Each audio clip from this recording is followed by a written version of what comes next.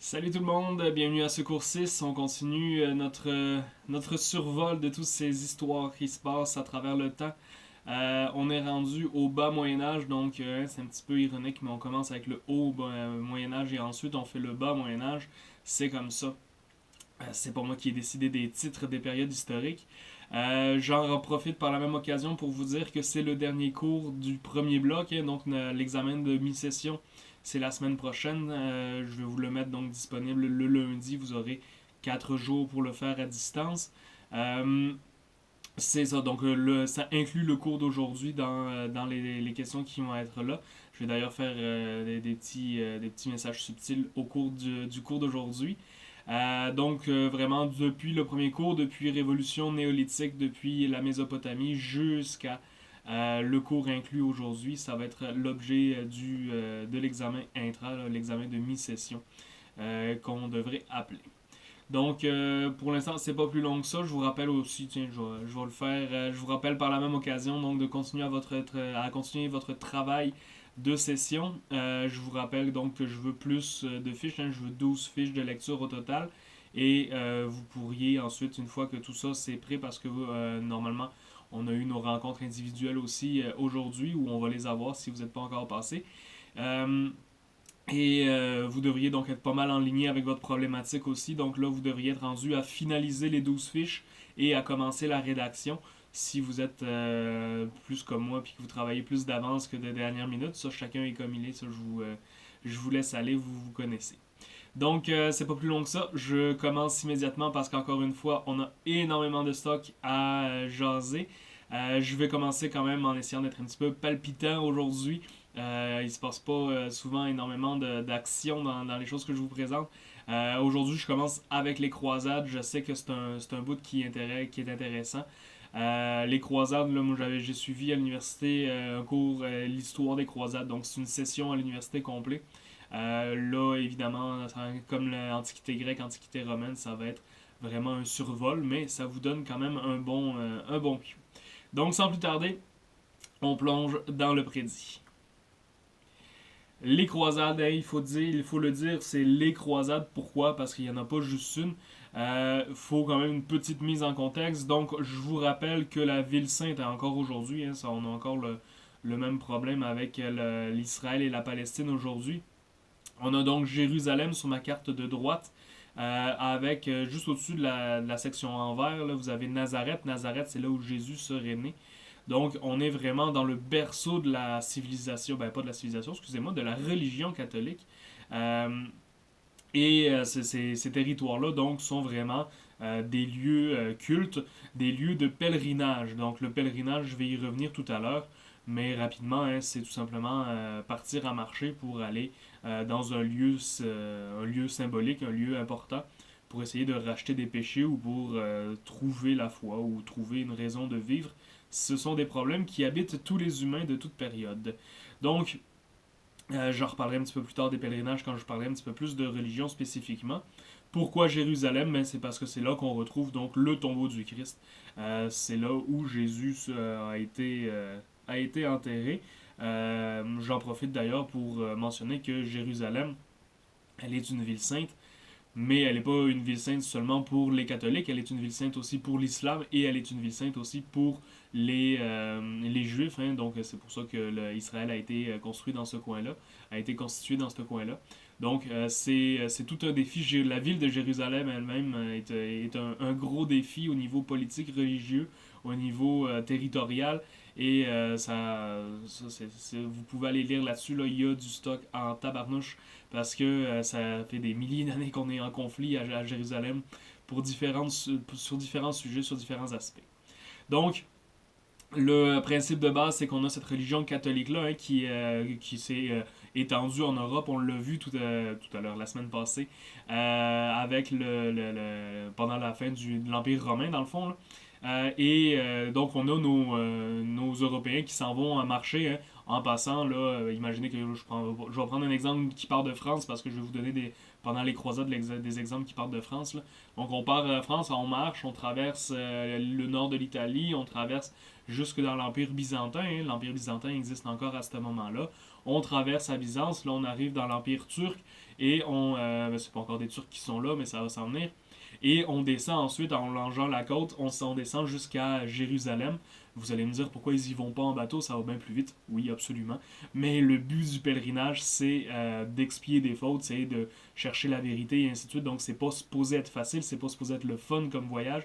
C'est vraiment un voyage de travail sur soi. Et là où ça va se compliquer, donc, ces pèlerinages-là, c'est qu'on a des islamistes, hein, donc la religion de l'islam, qui vont prendre le contrôle de ce territoire-là par la guerre, tout simplement. Un royaume comme les autres qui prend de l'expansion. Et ils vont se rendre, là, vous l'avez vu sur la carte, ils vont prendre tout le nord de l'Afrique au grand complet. Et ils vont même se rendre jusqu'en Espagne, donc l'Espagne va leur appartenir pendant un certain temps.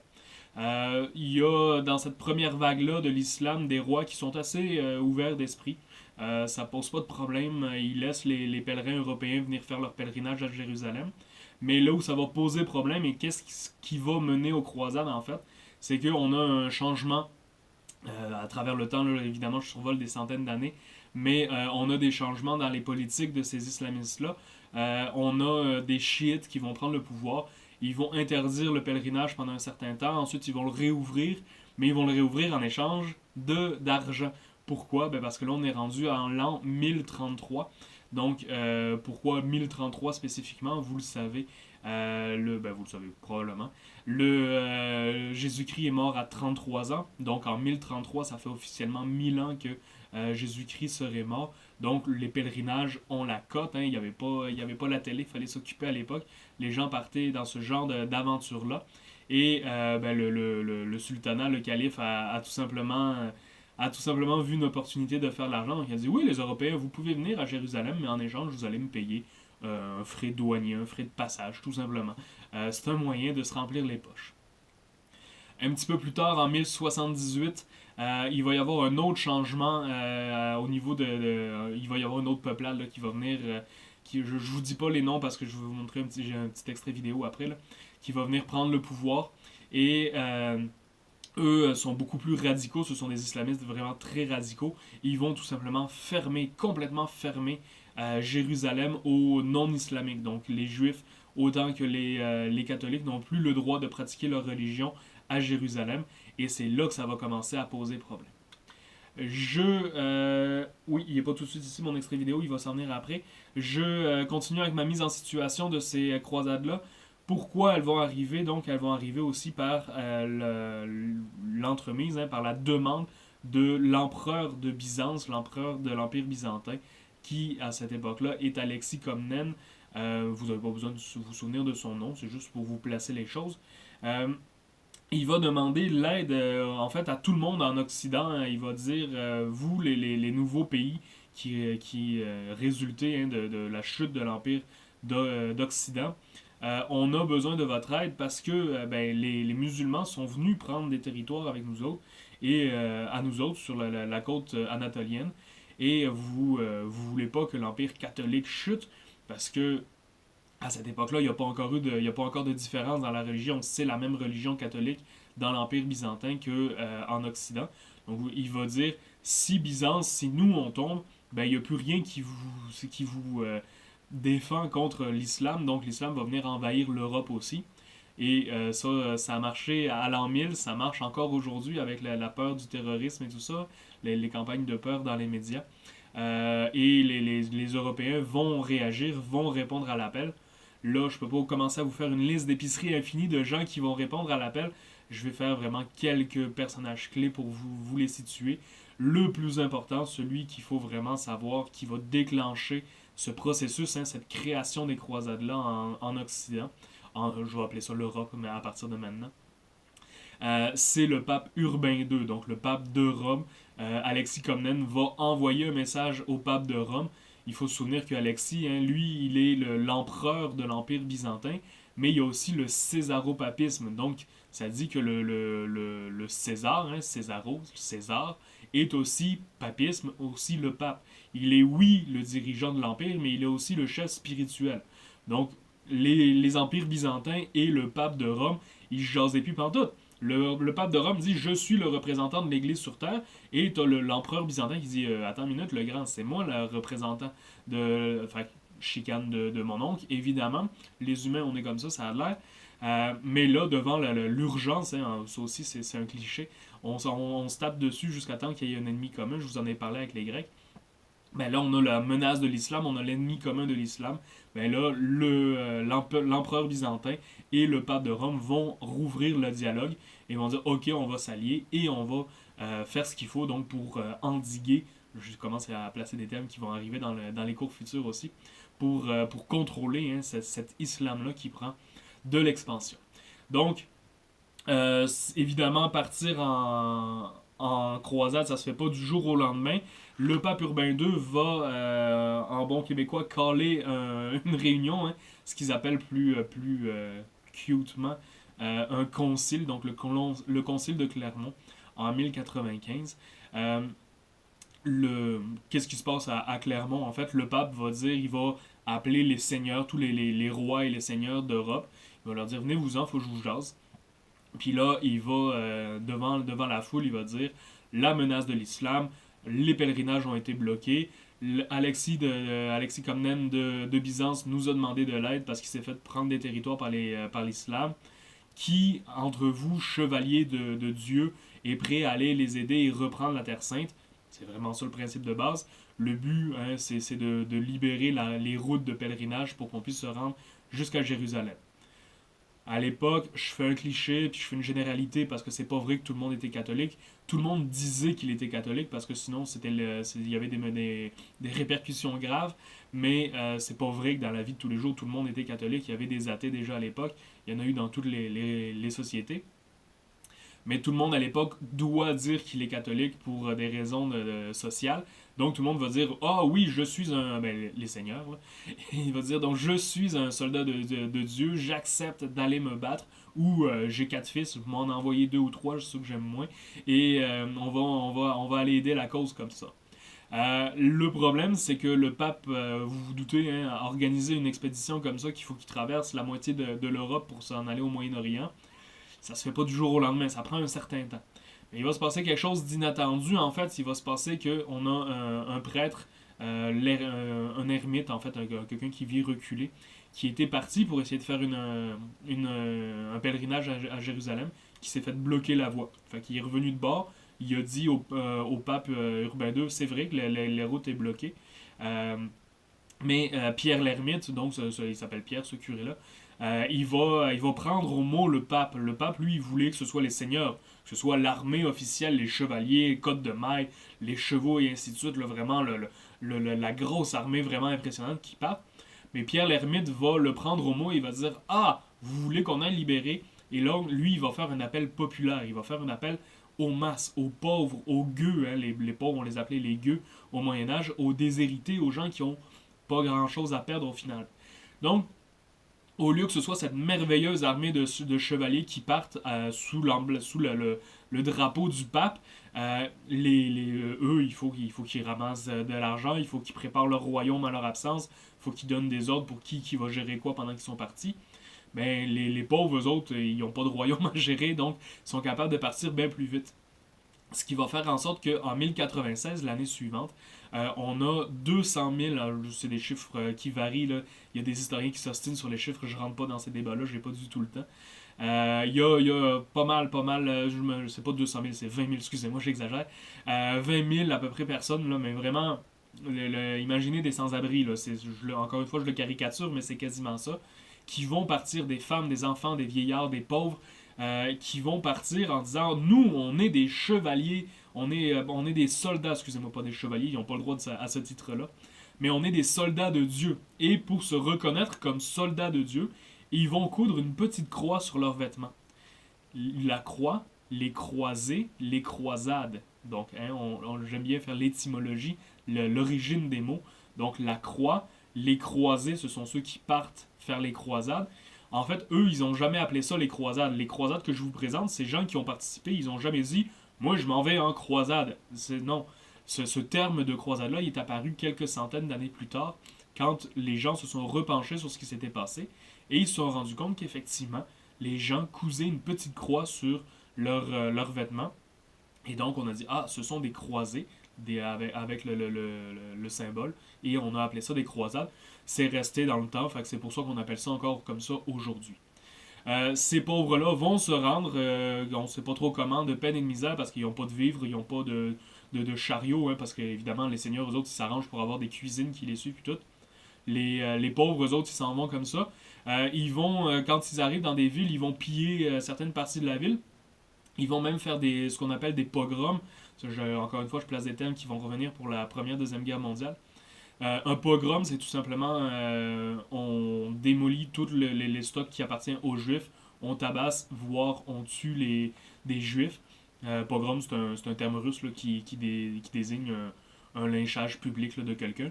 Et ils vont faire ça en disant, nous, on est les soldats de Dieu, et Jésus, le Fils de Dieu, a été tué par les Juifs. C'est les Juifs qui l'ont fait condamner par les Romains. Donc, on venge Jésus en tuant des Juifs. Je ne corrobore pas le principe, je fais juste vous présenter ce qu'il disait. En fait, les historiens, là, quand ils se sont mis à se pencher sur la question, ce qu'ils se sont rendus compte, c'est que les Juifs, en Europe, il faut faire attention, ils étaient interdits de certains travails, certaines branches de travail étaient interdites aux Juifs. La seule chose qui était pas, à peu près, la seule chose qui n'était pas interdite aux Juifs, c'était de faire du commerce. Donc, ils sont devenus des banquiers, ils sont devenus des commerçants, et c'est pour ça qu'on a le stéréotype encore aujourd'hui des Juifs qui sont avares, qui sont riches, des pixous, hein, des gens qui accumulent de la richesse. Mais à la base, c'est parce que les sociétés leur ont interdit de faire d'autres choses. Ils étaient interdits de travailler dans des métiers manuels et ainsi de suite. Je rentre pas dans les détails encore une fois. Et on s'est rendu compte en fait que ces pauvres-là, ils vont sous le couvert de dire qu'on venge Jésus, en fait, ce qu'ils vont faire, c'est qu'ils vont tuer des gens à qui ils ont des dettes, à qui ils ont emprunté de l'argent, leurs propriétaires de maisons et ainsi de suite. Donc, quand ils quittent, là, je prends encore une fois l'exemple de la France, mais que ce soit la France, l'Allemagne, l'Italie, peu importe où est-ce qu'ils partent, hein, on va voir des soulèvements comme ça pour se venger. Mais c'est beaucoup plus terre à terre que cette belle justification religieuse-là de on venge Jésus. Jésus, il disait aimez-vous les uns les autres. Il disait pas tuer du monde pour me venger. Fait que, anyway, c'est pas très cohérent. Bref, vous voyez, je m'emporte déjà, je vais essayer de faire attention. Cette croisade-là va traverser à Byzance. Alexis Comnène va faire mais qu'est-ce que c'est ça? Moi j'ai demandé des soldats, on m'envoie des gueux, on m'envoie des mendiants. Il va les faire traverser le plus vite possible, il va leur donner du pain, il va les faire traverser le plus vite possible pour s'en débarrasser. Et dès qu'ils arrivent sur le territoire turc, là, je vais les appeler des Turcs pour que ce soit plus simple, quasi immédiatement, cette population-là, c'est pas des soldats, je vous le rappelle, les Turcs vont envoyer l'armée, ils vont les exterminer tout simplement. Fin de la première croisade, d'une certaine façon. J'arrive finalement à mon vidéo, hein, je vous avais dit que j'avais une vidéo à vous présenter. Je clique pas dessus parce que j'ai eu des problèmes encore une fois avec un de mes autres cours que YouTube m'a censuré.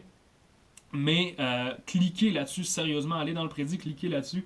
C'est vraiment, c'est fait de façon vraiment humoristique. C'est pas lourd, c'est pas très long et ça vous résume excessivement bien les informations, ces confessions d'histoire-là. Ils en ont fait 5-6 capsules si je me souviens bien, principalement sur le temps du Moyen-Âge. C'est vraiment très très divertissant, je trouve personnellement. C'est pas stressant à regarder, là. Vous pouvez vraiment écouter ça d'une oreille sans avoir besoin vraiment d'un focus intense. Et je vous ai marqué le 0 à 2 minutes 20, donc vous avez à peu près le temps approximatif que vous pouvez écouter pour notre cours. Si vous aimez ça, je vous encourage énormément à en écouter d'autres, évidemment. J'en ai un autre exemple un petit peu plus tard pour Richard Cœur de Lion. Donc, tout ça hein, au cri de Deus lo volt, Dieu le veut. Et évidemment, on se justifie toujours très bien, les humains. La voici donc ma première croisade, hein, ma 1.1, parce que c'est pas la croisade officielle. Je vous laisse prendre ces notes-là. Faites pause ici si vous en avez besoin. Je vous l'ai déjà, verbomoteur, hein, je vous ai déjà parlé de tout ça. Donc, je continue mon périple là, personnellement. La croisade officielle, la croisade que le pape et Alexis Comnène voulaient, va se mettre en marche. Mais donc 2 ans plus tard, hein, en 97, le pape avait fait l'appel en 95. Donc tous les seigneurs qui ont répondu à l'appel partent de leur royaume respectif et se rendent tous à Constantinople. Je dis tous, hein, mais c'est tous et toutes parce qu'ils emmènent, certains d'entre eux emmènent une cour avec eux hein, quand même. C'est des seigneurs, ils ont une certaine qualité de vie. Et ils vont prêter allégeance donc à Alexis Comnène en lui disant oui, on va aller se battre contre les Turcs, mais c'est le but vraiment donc de te rendre ton territoire, de rendre le territoire qui a été pris à l'Empire catholique. Le problème, c'est que ça va se gâter très vite parce que donc ils vont arriver là. Excusez, je reviens en arrière pour pas je veux pas vous donner mal au cœur. Regardez dans la carte, on a la partie donc l'Empire byzantin en espèce de rose fuchsia, pas trop sûr. Et ensuite, on tombe dans la section plus grise, olive, pas trop sûr non plus. Bref, les couleurs de cette carte-là me plaisent pas. Et vous avez, là, si vous suivez la ligne rouge, on arrive à Antioche, Acre et Jérusalem. Ma carte qui est suivante, là, ma carte ici, c'est comme un zoom sur cette région-là, juste pour pas que vous soyez perdu dans l'espace. C'est important, il y a des gens qui sont plus à l'aise que d'autres avec le repérage géographique. Donc, les chevaliers vont traverser à Byzance et ils vont s'en aller donc en premier lieu au comté d'Édesse. Édesse, E-D-E-S-S-E, celui qui est complètement à droite, et la ville est juste au-dessus du mot comté. Donc, Édesse, c'est la capitale de cette région-là. Au début, les chevaliers donc, ont vraiment un but missionnaire, vraiment un but religieux. Encore une fois, il faut faire la nuance. Il y a vraiment des gens qui sont des fervents religieux là-dedans. Là. C'est pas juste des gens qui vont là par intérêt personnel. Il y a du monde qui y croit pour vrai à tout ça. Donc, ils s'en vont à Édesse. Ils se battent contre les Turcs, contre les musulmans. Ils remportent la victoire. Et le chevalier Baudouin va... Baudouin, peu importe. Il va rendre le Édesse, le comté d'Édesse, à son seigneur. Mais une partie de ces chevaliers-là, donc qui se sont battus, vont décider de rester. Et le chevalier Baudin va devenir, on ne sait pas trop comment, on ne sait pas trop par quelle magouille, il va devenir le successeur officiel du seigneur d'Édesse, qui est c'était quelqu'un du Moyen-Orient. Donc, il n'y a pas vraiment de raison qu'il nomme un blanc d'Europe comme successeur. On ne sait pas ce qui s'est passé. Chantage ou autre. Étonnamment, encore une fois, pouf, surprise, quelques mois après, le seigneur va mourir et qui devient le nouveau roi? Ben, c'est le chevalier Baudin qui va devenir le premier européen. Je vais l'appeler le blanc. Encore une fois, les thèses raciales, ça n'existe pas. Là, vous le savez qu'il n'y a pas de race humaine, là, il y a juste des ethnies. Mais ça simplifie le discours là, au lieu de faire du politically correct tout le temps. Comprenez ce que je veux dire par ces messages-là, c'est juste pour pas s'enfarger dans les mots à un moment donné. Là. Donc, ça va être le comté d'Édesse, ça va devenir le premier royaume catholique du Moyen-Orient grâce à ces croisades-là. Donc, ça, c'est vraiment une première réussite parce que c'est le premier jalon pour ensuite descendre vers Jérusalem. Mais c'est aussi une preuve que les Européens, ils n'allaient pas juste là par conviction religieuse, hein, ils allaient aussi là par intérêt personnel prendre possession du territoire. Le périple continue, les gens descendent, ils vont se battre, mais ils vont pas rencontrer tant de résistance que ça, parce qu'en fait, les Turcs sont encore organisés par cité-État. Comme je vous ai parlé de nombreuses fois dans les autres cours, je reviens pas sur le concept. Mais au lieu donc de faire une alliance et de se défendre contre les Européens qui arrivent en croisade, il y a un seigneur dans une ville qui va dire « Hey, la ville qui est là, je les aime pas, je vais vous donner de l'argent si vous allez les attaquer eux. » Donc ils vont vraiment, les Européens vont être engagés je le caricature une fois de plus, là, mais ils vont être engagés par certains seigneurs, par certaines villes pour aller détruire d'autres villes. Donc, comme ça, ils vont se frayer un chemin sans trop d'opposition jusqu'à Jérusalem. Ils vont créer par la même occasion, vous l'avez vu sur la carte, d'autres empires catholiques d'Orient. Donc, ça a une place sur le territoire, évidemment, par la même occasion. Et ils vont finir par se rendre donc à Jérusalem. Il va y avoir un long siège, évidemment. Là, encore une fois, j'ai pas le temps de rentrer dans les détails, ça fait mal au cœur, mais imaginez là, les trébuchets, les archers, là, les gros combats du Moyen-Âge que vous avez pu voir dans des films probablement. C'est ça. Là. Je vais d'ailleurs vous montrer un trailer. Ben, en fait, je vais vous mettre le lien d'un trailer un petit peu plus tard à cause de notre ami YouTube. Mais c'est vraiment une grosse guerre, c'est une grosse bataille. Et finalement, ils vont réussir à rentrer, les Européens, dans Jérusalem. Ils vont prendre le pouvoir et ils vont établir donc le royaume de Jérusalem. Mais le seigneur qui va être nommé pour diriger ce territoire-là, il va refuser d'être appelé le roi. Il va dire, je suis le chef du territoire de Jérusalem, mais je refuse d'être le roi de Jérusalem. Et on va lui dire, mais pourquoi tu refuses le titre de roi? Excusez-moi, ça chatouille.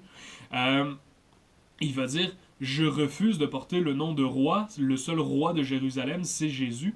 Et il va dire, je refuse de porter la couronne en or, là où le Christ a porté la couronne d'épines, avant de se faire crucifier. Donc, encore une fois, une belle ferveur religieuse et des gens qui ont des belles valeurs. Oui, il y en a à travers ce lot-là. Donc, mise en place comme ça de ces premiers royaumes catholiques d'Orient. Le terme, je le répète, les royaumes catholiques d'Orient qui font leur apparition avec cette première croisade-là. Et la première croisade, d'une certaine façon, porte fruit parce qu'ils sont allés libérer Jérusalem. Les routes commerciales sont réouvertes. Il y a juste eu une petite chicane avec Alexis Comnène de Byzance parce que Alexis Comnène était supposé venir les aider, en québécois, un bon backup. Le problème, c'est que quand Alexis Comnène s'en est avec son armée, il a appris par ses informateurs que le roi des Turcs faisait la même chose avec une autre armée. Il a fait demi-tour, il était lâche, je pense. J'ai pas trouvé d'autres explications.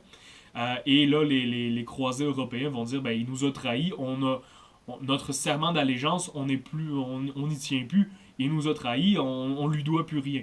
Donc, au lieu de lui rendre le territoire, ils vont garder le territoire pour eux autres mêmes.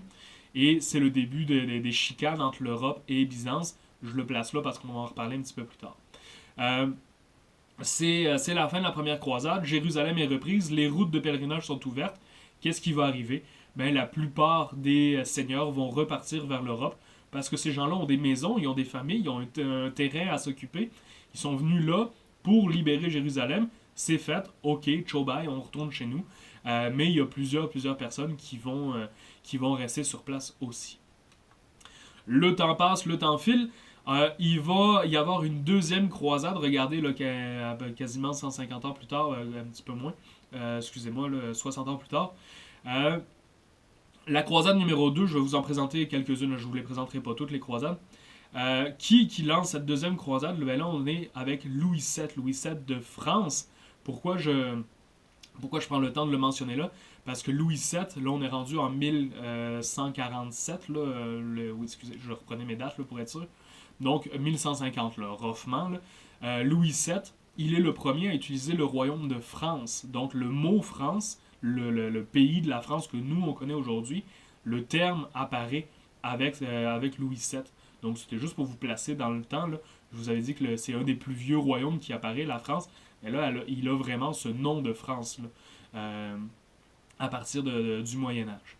Donc Louis VII va partir en croisade. Il va emmener avec lui sa femme, Aliénor d'Aquitaine. Il va emmener avec lui bien du monde, là, vraiment toute une cour. C'est quasiment un voyage de villégiature plus qu'une croisade. Mais pourquoi il part, en fait, c'est que pendant une guerre en France, pendant qu'il faisait une guerre contre un seigneur, ces armées ont fait une erreur en fait assez grave. Dans le village qu'ils étaient en train d'attaquer, la population s'était réfugiée à l'église. C'était quelque chose de commun. L'église, c'est un lieu qu'on ne touche pas normalement. C'est un lieu sacré. Donc pendant les guerres, on ne touchait pas à l'église. Donc les soldats de Louis VII mettaient le feu au village et avec le vent ou avec je sais plus trop quoi, le feu a pris dans l'église et il y avait au-dessus de 1000 personnes réunies là. Ils sont tous morts brûlés. Louis VII, lui, était sur son cheval sur une colline un petit peu en retrait. Il a vu ça, il a entendu les cris des gens qui agonisaient et il était complètement chamboulé. Donc il a dit, je vais lancer une deuxième croisade pour me faire pardonner ce péché-là. C'est quelque chose, tuer des innocents comme ça, tu vas en enfer directement, c'est sûr. Et lui, il se pensait responsable de ça. Donc, il dit, on va faire une deuxième croisade, je vais expier mes péchés. Il part, mais il part, comme je vous dis, en espèce de villégiature. Ça va mal finir. En fait, toute cette histoire-là, il va se battre, il va y avoir de la débandade, il va y avoir des gens qui revirent de bord. Il y a des gens qui vont l'abandonner. Aliénor d'Aquitaine aurait eu aussi une aventure avec son cousin qui était un des chevaliers qui faisait partie de la suite. Bref, je vous fais des petites parenthèses de cancan comme ça parce que éco-vedette, ça date pas d'aujourd'hui. Je sais que ça intéresse certaines personnes. Les humains, ils sont toujours des humains, hein, ça change pas, peu importe où est-ce qu'on est. Donc, il se rendra jamais à Jérusalem, il se rendra jamais à prendre des territoires en Orient comme ça. Il va revenir en France avec des lambeaux d'armée versus ce qui était parti. Et il va ramener son seul gain concret, là, la seule chose qu'il ramène concrètement de cette croisade numéro 2 là. Ce sont des pruniers, l'arbre qui donne des prunes. C'est pour ça que je vous avais mis des prunes sur l'image. Il va ramener des pruniers en France, il va les planter, ça va pousser, ça va être génial. Mais ça va donner l'expression hein, en dérision, évidemment, pour tourner le roi en ridicule. Tout ça pour des prunes. Hein, ils sont partis au-dessus de 200 000, si je me souviens bien. Il y a des milliers et des milliers de gens qui vont mourir. Tout ça pour des prunes, pour ramener seulement des prunes au final. Donc, c'est de là que vient l'expression. J'aime bien faire ce genre de référence-là. Je continue.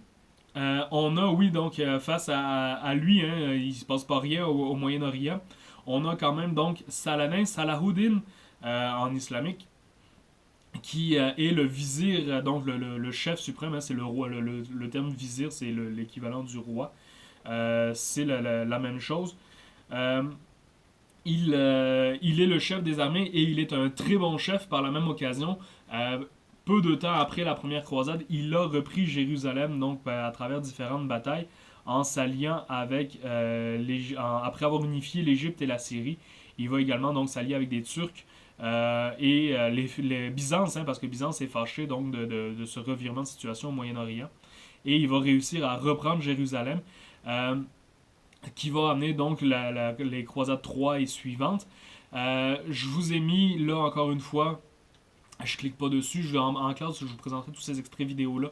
Ça fait des coupures, ça fait des changements de ma grosse face, mais là je peux pas, à cause de YouTube malheureusement, je peux pas. Allez cliquer dessus si vous n'avez pas vu ce film là, Kingdom of Heaven, le royaume des cieux, je pense en français, quelque chose du genre. Il y a le beau Orlando Bloom à l'intérieur du film et du trailer.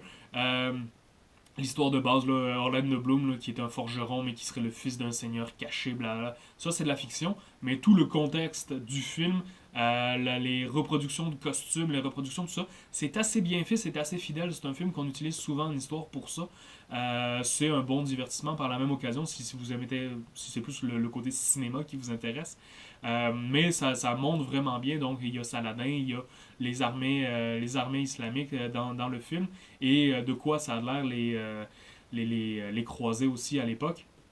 Allez cliquer sur le trailer si minimalement dans le prédit et sinon je pense que vous le trouvez, je sais pas s'il est sur Netflix là, mais vous allez le trouver assez facilement sinon.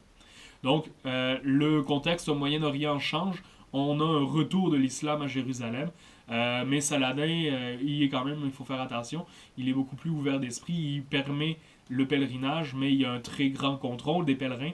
Pourquoi? Ben parce qu'il a peur qu'il y ait des croisés, qu'il y ait des soldats qui se déguisent en pèlerins, mais il y a une certaine ouverture pour le pèlerinage. Ça nous emmène à notre croisade 3 avec des noms, en fait, un nom ou deux que vous connaissez peut-être un petit peu plus. Donc, le roi de France à cette époque-là, c'est Philippe Auguste. Le roi d'Angleterre, Richard Cœur de Lion, c'est probablement ça que vous connaissez. Richard Cœur de Lion, c'est dans Robin des Bois. Donc Robin des Bois, le roi est parti en croisade, le roi Richard est parti en croisade. Le comte de Locksley donc vole la population et Robin des Bois donc vole aux riches pour donner aux pauvres en attendant que le bon roi Richard revienne mettre l'ordre dans le royaume de l'Angleterre. Il faut faire attention. Richard Cœur de Lion, il est le roi d'Angleterre à cause que sa mère, Aliénor d'Aquitaine, hein, la même Aliénor que je vous ai parlé juste avant, elle a été disgraciée par le roi de France. Elle s'est mariée au roi d'Angleterre. Elle a eu des enfants avec le roi d'Angleterre. Mais Richard de Cœur de Lion, il vit en Aquitaine. L'Aquitaine, c'est le royaume des Visigoths que je vous avais montré là, au sud de la France la semaine passée. Il a le titre de roi d'Angleterre, mais il a passé quelques années seulement dans toute sa vie en Angleterre. Le reste du temps, il est en Aquitaine, il est en France. Mais il va quand même, en tant que roi d'Angleterre, participer aux croisades. Ça, c'est vrai, c'est un vrai fait historique. Et on a aussi le roi Barberousse, excusez-moi, Frédéric Barberousse, qui est le roi du Saint-Empire germanique, hein, de ce qui va devenir l'Allemagne par la suite, bien plus tard. L'Allemagne. Les trois donc décident de partir en croisade pour reconquérir une deuxième fois Jérusalem. Le problème, c'est que cette troisième croisade-là, ça va vraiment être une débandade totale. Barberousse, Ils sont même pas rendus à Byzance encore. Barberousse va se baigner. C'est un vieux monsieur là, de 70-80 ans, si je me souviens bien. Il va décider de prendre un bain dans la rivière, mais c'est l'hiver. Il va glisser, il va tomber, il va se noyer dans la rivière gelée. Ses armées vont faire ben nous on retourne chez nous. Fait on vient de perdre un tiers de l'armée complète.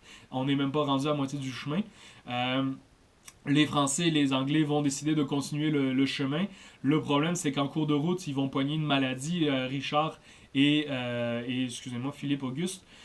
Ils vont pogner une maladie. Philippe Auguste, le roi de France, va perdre un œil. Il va avoir vraiment des séquelles apparentes au niveau de la peau et tout ça. Je me souviens plus de la maladie exactement, mais c'est assez dégueulasse. Et Richard Cœur de Lion pogne la même maladie, mais lui, il s'en sort complètement indemne. Et à partir de là, Philippe Auguste va vraiment avoir un ressentiment, être une jalousie face à Richard, qui est resté beau bonhomme. Il était beau bonhomme pour vrai, lui, c'est pas juste mon expression. Et il était charismatique, c'était un excellent guerrier, donc c'était un bon meneur d'hommes par la même occasion. Donc il va y avoir une jalousie qui s'installe. Au début, c'est ça qu'il y a dans l'extrait vidéo. Hein. Encore une fois, je vous le conseille, Confession d'histoire, je trouve ça très divertissant comme façon d'apprendre. Au début, on soupçonne hein, que les deux avaient des relations ensemble. On le sait pourquoi, parce que Richard va expier cette faute-là en se flagellant lui-même dans le dos, dans les rues, je pense que c'est même de Byzance ou quelque chose du genre. Il va faire ça pour vrai public, en disant c'est interdit par l'Église d'avoir des relations avec des hommes et tout ça. Il va jamais nommer Philippe Auguste, mais on sait qu'il parlait de stratégie très tard le soir. C'est ça qu'ils font comme joke dans la vidéo, c'est pour ça que je dis ça. Donc, bref, il va y avoir, après cet amour du début, il va y avoir une transformation vers une haine de la part de Philippe Auguste. Il va revirer de bord en disant « Je suis malade, je suis plus capable, ça me tente plus ». Il va revirer de bord, il va retourner en France. Mais pendant que Richard se rend seul à Jérusalem, Philippe Auguste va attaquer l'Aquitaine, va attaquer les territoires qui appartiennent à Richard Cœur de Lion. C'est vraiment un méchant gros backstab dans la situation. Richard Cœur de Lion va se rendre à Jérusalem, mais il sera jamais capable de battre Saladin. Il sera jamais capable de battre les musulmans. Il va prendre un bateau puis il va retourner d'urgence en Aquitaine pour défendre ses territoires contre Philippe Auguste. C'est un mauvais timing parce que très peu de temps après, Saladin meurt et les armées islamiques, là encore une fois c'est de la spéculation, hein, avec des si on referait le monde, si Hitler n'était pas né. Saladin est mort et on n'avait pas de chef aussi important que lui pour prendre le relais. Donc si Richard Cœur de Lion était resté, il aurait probablement été capable de reprendre Jérusalem. Ça c'est de la spéculation, mais c'est des théories qui ont été avancées par des historiens. Donc je vous les présente. Allez voir le vidéo, je ne veux pas m'étendre là-dessus, là, c'est vraiment un meilleur moyen que moi de le dire. Je vais à la croisade 4 et après je pense que c'est ma dernière parce que je ne veux pas vous agacer avec ça. La croisade 4, donc 1202-1204, c'est pour vous dire à quel point les croisades ça dégénère rapidement. Regardez, ils ne vont même pas jusqu'à Jérusalem. En fait, encore une fois, revenez quelques secondes avant, faites pause, là, vous commencez à me connaître, je suis verbomoteur. Ils vont aller en chemin en croisade. Pourquoi? Parce qu'on a un frère de l'empereur de Byzance qui a été destitué par son frère, qui s'est fait tasser. Et il va dire, c'est un usurpateur, il m'a volé ma place, c'est moi qui suis supposé être l'empereur de Byzance. Fait qu'il va dire au pape et aux catholiques d'Europe, il va dire, venez m'aider à me remettre sur le chemin, sur le trône, et ensuite on va faire le reste du chemin jusqu'à Jérusalem ensemble, on va reconquérir Jérusalem. Mais on est rendu en 1200, donc ça fait déjà au-dessus de 200 ans qu'il y a des croisades qui sont pas vraiment fructueuses. Les Européens, les croisés, quand ils vont arriver à Byzance, ils vont l'aider à rentrer dans la ville, mais pas avec le même but qu'ils pensaient. C'est-à-dire que quand ils vont rentrer dans la ville, ils vont faire « Mon Dieu, mais cette ville-là, elle est immensément riche. Ça va être un carnage. » Donc là, on le voit que c'est vraiment plus une mission religieuse. Hein. Ils rentrent dans la ville vraiment pour faire du butin. Ça va être vraiment un gros problème, un gros clash, si vous me permettez l'anglicisme, avec Byzance, parce que on a c'est des catholiques à Byzance, c'est des gens qui sont catholiques comme les Européens, et les croisés rentrent dans la ville, ils tuent hommes, femmes et enfants, ils volent, ils pillent, ils prennent les richesses, et ils s'en vont après. c'est vraiment un gros problème. Et après ça, ben, les gens de Byzance s'attendent à se faire dire, ben, le pape, il va les condamner, il va les obliger à nous ramener le butin. Et le pape va dire à ce moment-là, ben non, c'est correct, parce que dans le fond, les Byzantins, c'était des dégénérés au niveau de la religion, et ils nous ont backstabé, hein, rappelez-vous, pendant la première croisade. Ils sont pas venus avec nous aider jusqu'à Jérusalem, alors qu'on faisait ça pour eux. Donc dans le fond, c'est correct, on fait juste se retourner la monnaie de la pièce d'une certaine façon de ce qui s'est passé pendant la croisade 1. Et là, les Byzantins, tout, je sais pas si vous avez déjà vécu un massacre, mais on s'en remet pas facilement dans la vie. Je vous le conseille pas. Les Byzantins, ça va être vraiment la fin entre Byzance et l'Occident.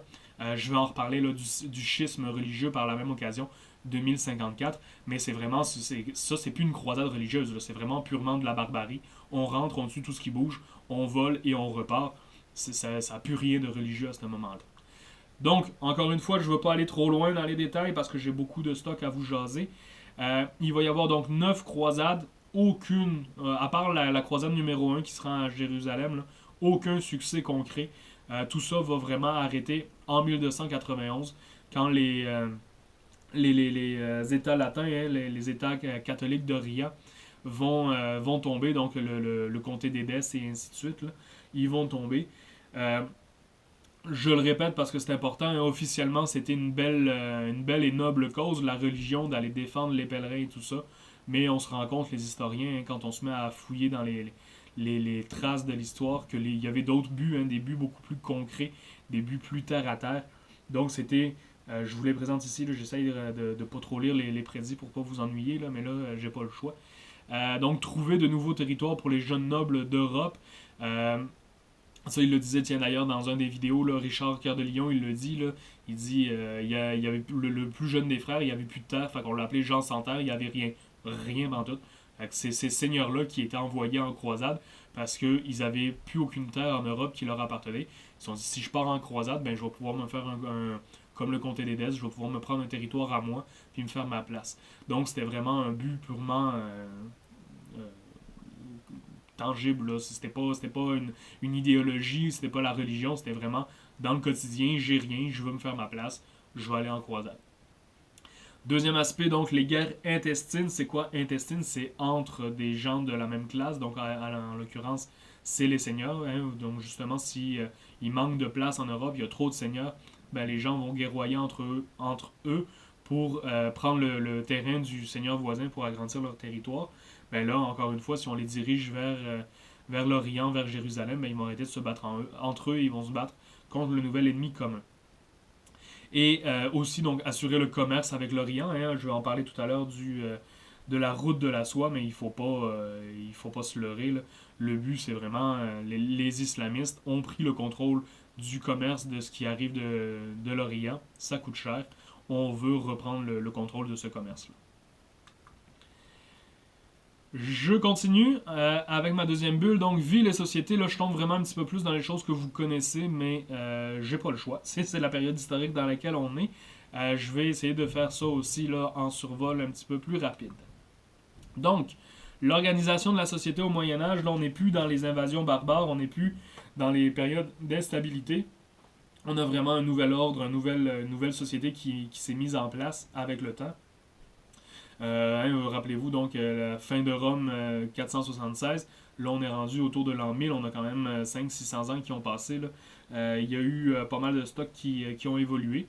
Donc, on a nos classes sociales. Je vais y revenir rapidement sur chacune d'entre elles. Donc, je vais juste vous les nommer ici. Le suzerain, hein, le roi, le vizir, le tsar, le césar, le peu importe quoi. C'est toujours la même chose. C'est le roi, hein, si on utilise un terme français actuel. Ensuite, on a le clergé et les seigneurs. En dessous de ça, les hauts seigneurs, hein, devrais-je dire, les chevaliers, les nobles, les roturiers, donc les gens qu'on pourrait appeler un petit peu plus de la classe moyenne. Souvent, les seigneurs étaient également chevaliers, donc on avait des chevaliers riches et des chevaliers moins riches, si j'ose m'exprimer ainsi. Et on avait les serfs, donc les serfs, c'est vraiment les plus pauvres. C'est l'équivalent de nos esclaves, on peut le dire d'une certaine manière, là, dans les sociétés d'avant. Je vais y revenir un petit peu plus en détail. Donc, le suzerain, il ne se donne pas un bisou, n'ayez pas peur, ceux qui sont homophobes, c'est un colleux, mais les gens n'étaient pas très doués en dessin à l'époque, donc ça a l'air de ça. Euh, L'homosexualité n'était pas du tout acceptée par la religion catholique au Moyen Âge, donc c'est vraiment un colleux d'amitié entre deux rois. Les suzerains, hein, les rois, donc qu'est-ce qu'ils font? Ils ont le territoire national qui leur appartient, mais ils vont donc leur donner une certaine partie à d'autres seigneurs, à d'autres vassaux, à d'autres chevaliers. Pourquoi? Ben parce qu'il ne peut pas gérer un pays au grand complet tout seul, ça y prend des gens pour l'aider. Euh, il choisit donc les futurs chevaliers aussi. C'est lui qui va les adouber, hein, le principe de l'adoubement. Je vais y revenir tout à l'heure quand je vais vous présenter le chevalier. Et il a le droit de cuissage. Cuissage. Ici, je fais la petite parenthèse parce que oui, c'est le genre de choses que. C'est des détails, mais c'est des choses qui font en sorte que c'est un petit peu plus intéressant que juste faire les survols. Le droit de cuissage, qu'est-ce que c'est? C'est atroce. Je ne peux pas le dire autrement que ça. Euh, le roi hein, ou le seigneur dans un territoire, les seigneurs vont se prendre ce droit-là aussi, pas juste le suzerain. Euh, quand dans un village, par exemple, je sais pas, je contrôle la Montérégie, je vais dire, ou peu importe. Si je contrôle un territoire, je sais que dans tel village, on a un mariage à telle date, ben là, principe catholique, encore une fois, pas de relation sexuelle avant le mariage.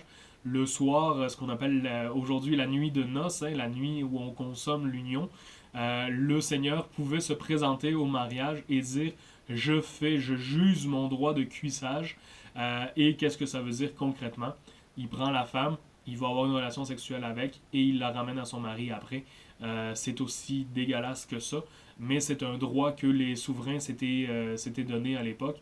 Euh, il pensait, là, excusez, j'essaye de ne pas rentrer dans les détails, là, mais il pensait que c'était un honneur qu'il faisait à la population là, parce qu'il y avait possibilité d'engendrer des enfants. Et ben, c'était des bâtards, ils n'étaient pas reconnus, mais quand même, de mêler son sang au commun des mortels, c'était comme un privilège qu'il leur faisait, pour vous dire à quel point les humains, on est tordus pour se justifier soi-même là, dans nos comportements. Je ne vais pas plus loin que ça avec ça, c'était juste pour vous faire une petite parenthèse de ce genre de choses qui existaient à l'époque. C'était ça la société. Mais en échange de ça, donc, le souverain, qu'est-ce qu'il doit faire? Il doit protéger ses vassaux et il doit rendre justice. On a deux types de justice, hein, la justice commune et ce qui est appelé donc la petite justice et la grande justice en cas de problème. Du braconnage, pour ceux qui ne sont pas au courant, c'est quoi du braconnage? Euh, c'est la chasse. Donc, tu prends, à l'époque, c'est un arc, c'est pas des fusils encore, là, mais tu prends un arc, tu vas tirer un cerf, un chevreuil, un lapin pour te nourrir, c'est de la chasse. Mais si tu vas faire ça sur le territoire de quelqu'un d'autre, sur le territoire du suzerain, du roi, ben ça devient du braconnage, c'est illégal, parce que les animaux qui sont sur son territoire lui appartiennent. C'est comme si tu lui volais ses animaux à lui.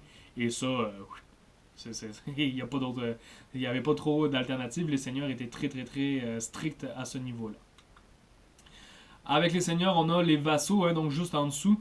Les vassaux, ben, comme je vous l'ai dit, hein, c'est parce que le seigneur il peut pas gérer le territoire au grand complet, donc il va, c'est comme des sous-intendants d'une certaine façon. J'essaie de vous le mettre dans des mots plus récents, là, mais ça ne me vient pas en tête immédiatement. Donc, c'est des gens qui vont gérer des moins grandes portions de territoire au nom du roi. Euh, mais aussi, donc, ils ont des obligations. Hein. Si le roi de France décide de partir en guerre et qu'il dit j'ai besoin de tout le monde dans mon pays pour aller en guerre, ben, les vassaux, il faut qu'ils lèvent l'armée, il faut que eux autres s'équipent et ils partent à la guerre avec eux. Et il faut qu'ils payent les impôts au roi aussi. Donc le roi lui dit je te donne un territoire, je te donne une demeure pour vivre. En échange, tu vas me payer comme un loyer. Hein. Si vous êtes étudiant, vous connaissez. Si vous êtes plus chez vos parents, vous connaissez ça. Vous habitez à quelque part, ben, en échange, vous payez un loyer. Le roi va faire le même principe avec ses vassaux. Euh, mais aussi, on a des gens là-dedans donc, qui sont intelligents, qui peuvent conseiller le roi, l'aider dans ses décisions du quotidien. Et ils peuvent aussi donc prêter la terre à des paysans qui vont rentabiliser la terre. Le vassal, lui, n'a pas le temps d'être agriculteur. Il faut qu'il gère le terrain que le Seigneur lui a donné. Vous le voyez, hein, c'est vraiment un survol rapide, mais ça, c'est des choses que vous avez déjà vues par le passé. Le paysan, qu'est-ce qu'il fait? Le cerf, hein, le cerf ou le paysan, c'est la même chose. il cultive la terre, il doit payer des redevances et il utilise le moulin du Seigneur. Il utilise le Seigneur, non. Il utilise le moulin du Seigneur. Euh, la seule parenthèse que je fais ici, c'est que le cerf, il est attaché à la terre. C'est-à-dire qu'aujourd'hui, mettons, tu te dis, j'ai rien, j'ai 4 sacs, je pars de Victo puis je m'en vais vivre à Tombouctou, ben, il n'y a personne qui va t'empêcher de faire ça, tu as le droit de faire ça. Les serfs, à l'époque, quand le seigneur donnait un terrain à un vassal, à un sous-intendant, la terre vient avec les gens qui vivent dessus. C'est-à-dire que le cerf qui vit je vais prendre encore un exemple en français parce que on n'a pas ça au Québec, le Québec n'était pas encore dominé par les Français à l'époque.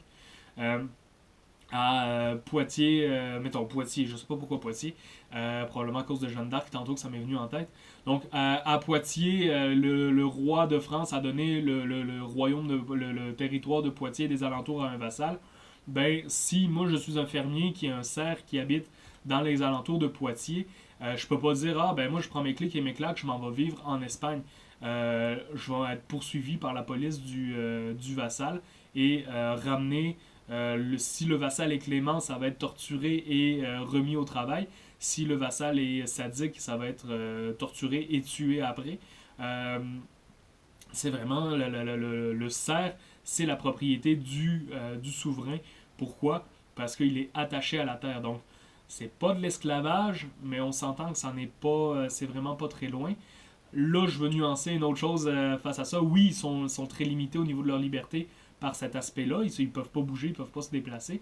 Mais il y a des historiens qui ont fait des études de cas et qui disaient que des serfs au Moyen Âge avaient plus de temps libre que nous, on en a dans notre semaine de travail de 40 heures avec la société industrielle actuelle.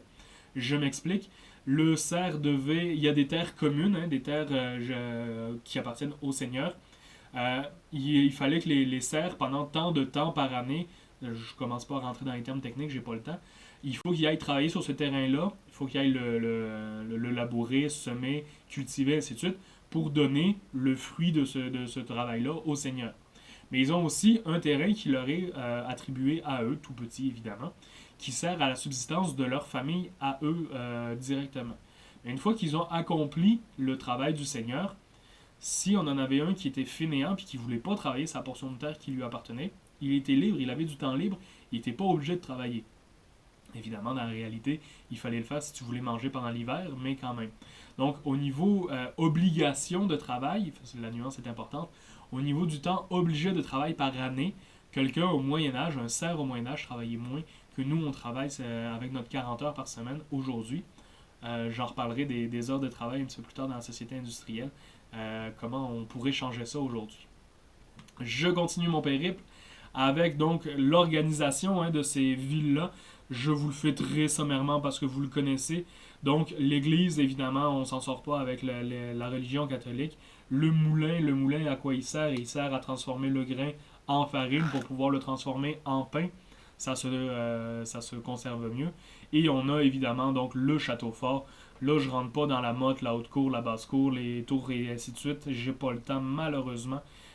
Si vous avez une chance un jour, je vous y encourage très fortement à aller en France, à aller en Europe.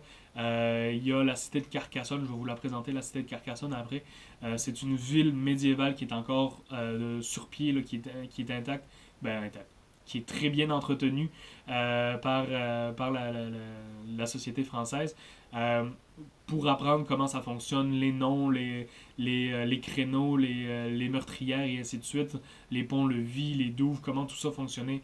Malheureusement, encore une fois, j'ai pas le temps de rentrer dans tout ça, ce serait super intéressant.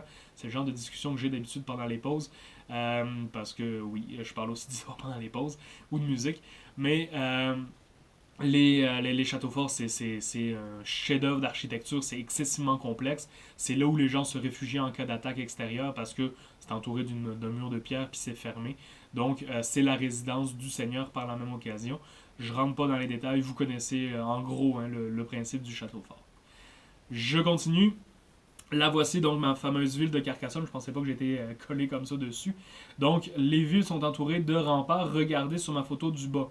La photo du bas, donc, c'est la ville en haut, là, qui est entourée de remparts. On appelle ça des remparts, les murs. Ça, c'est la ville du Moyen-Âge de Carcassonne.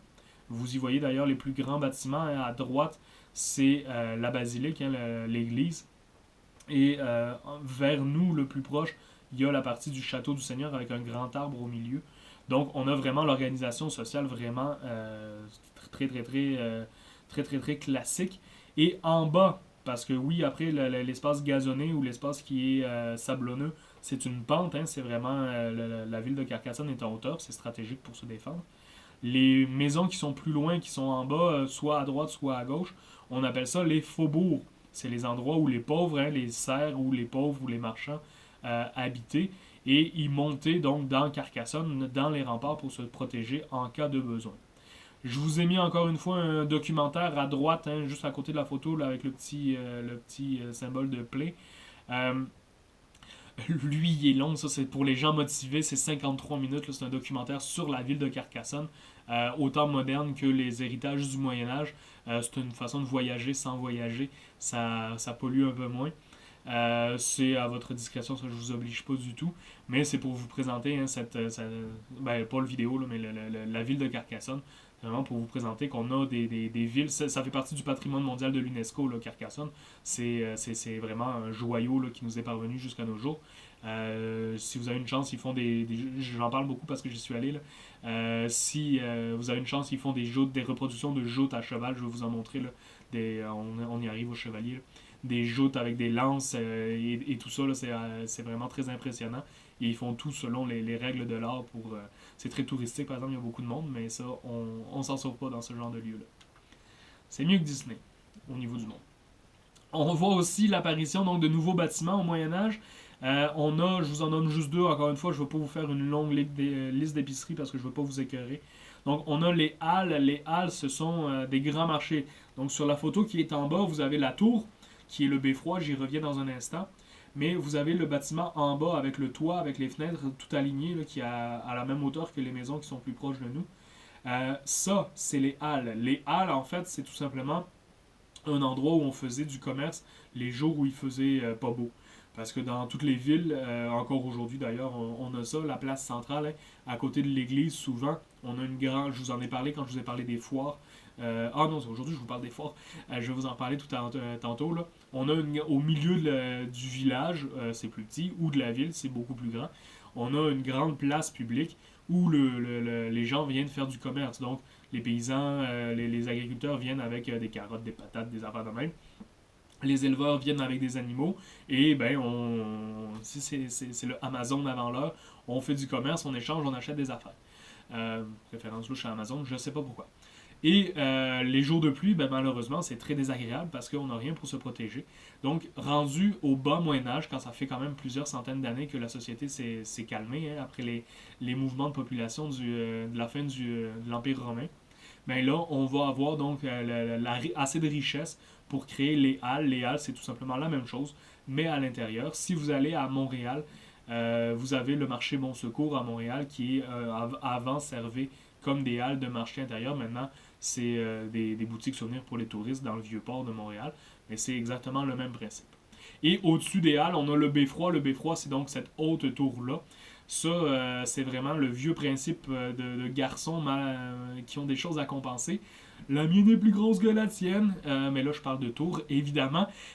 Donc, plus la tour est grosse, plus la ville elle est riche. Hein, si on est capable d'engager des ouvriers, d'avoir les matériaux, de payer pour une construction aussi immense, ben c'est pour tout simplement montrer la richesse de la ville.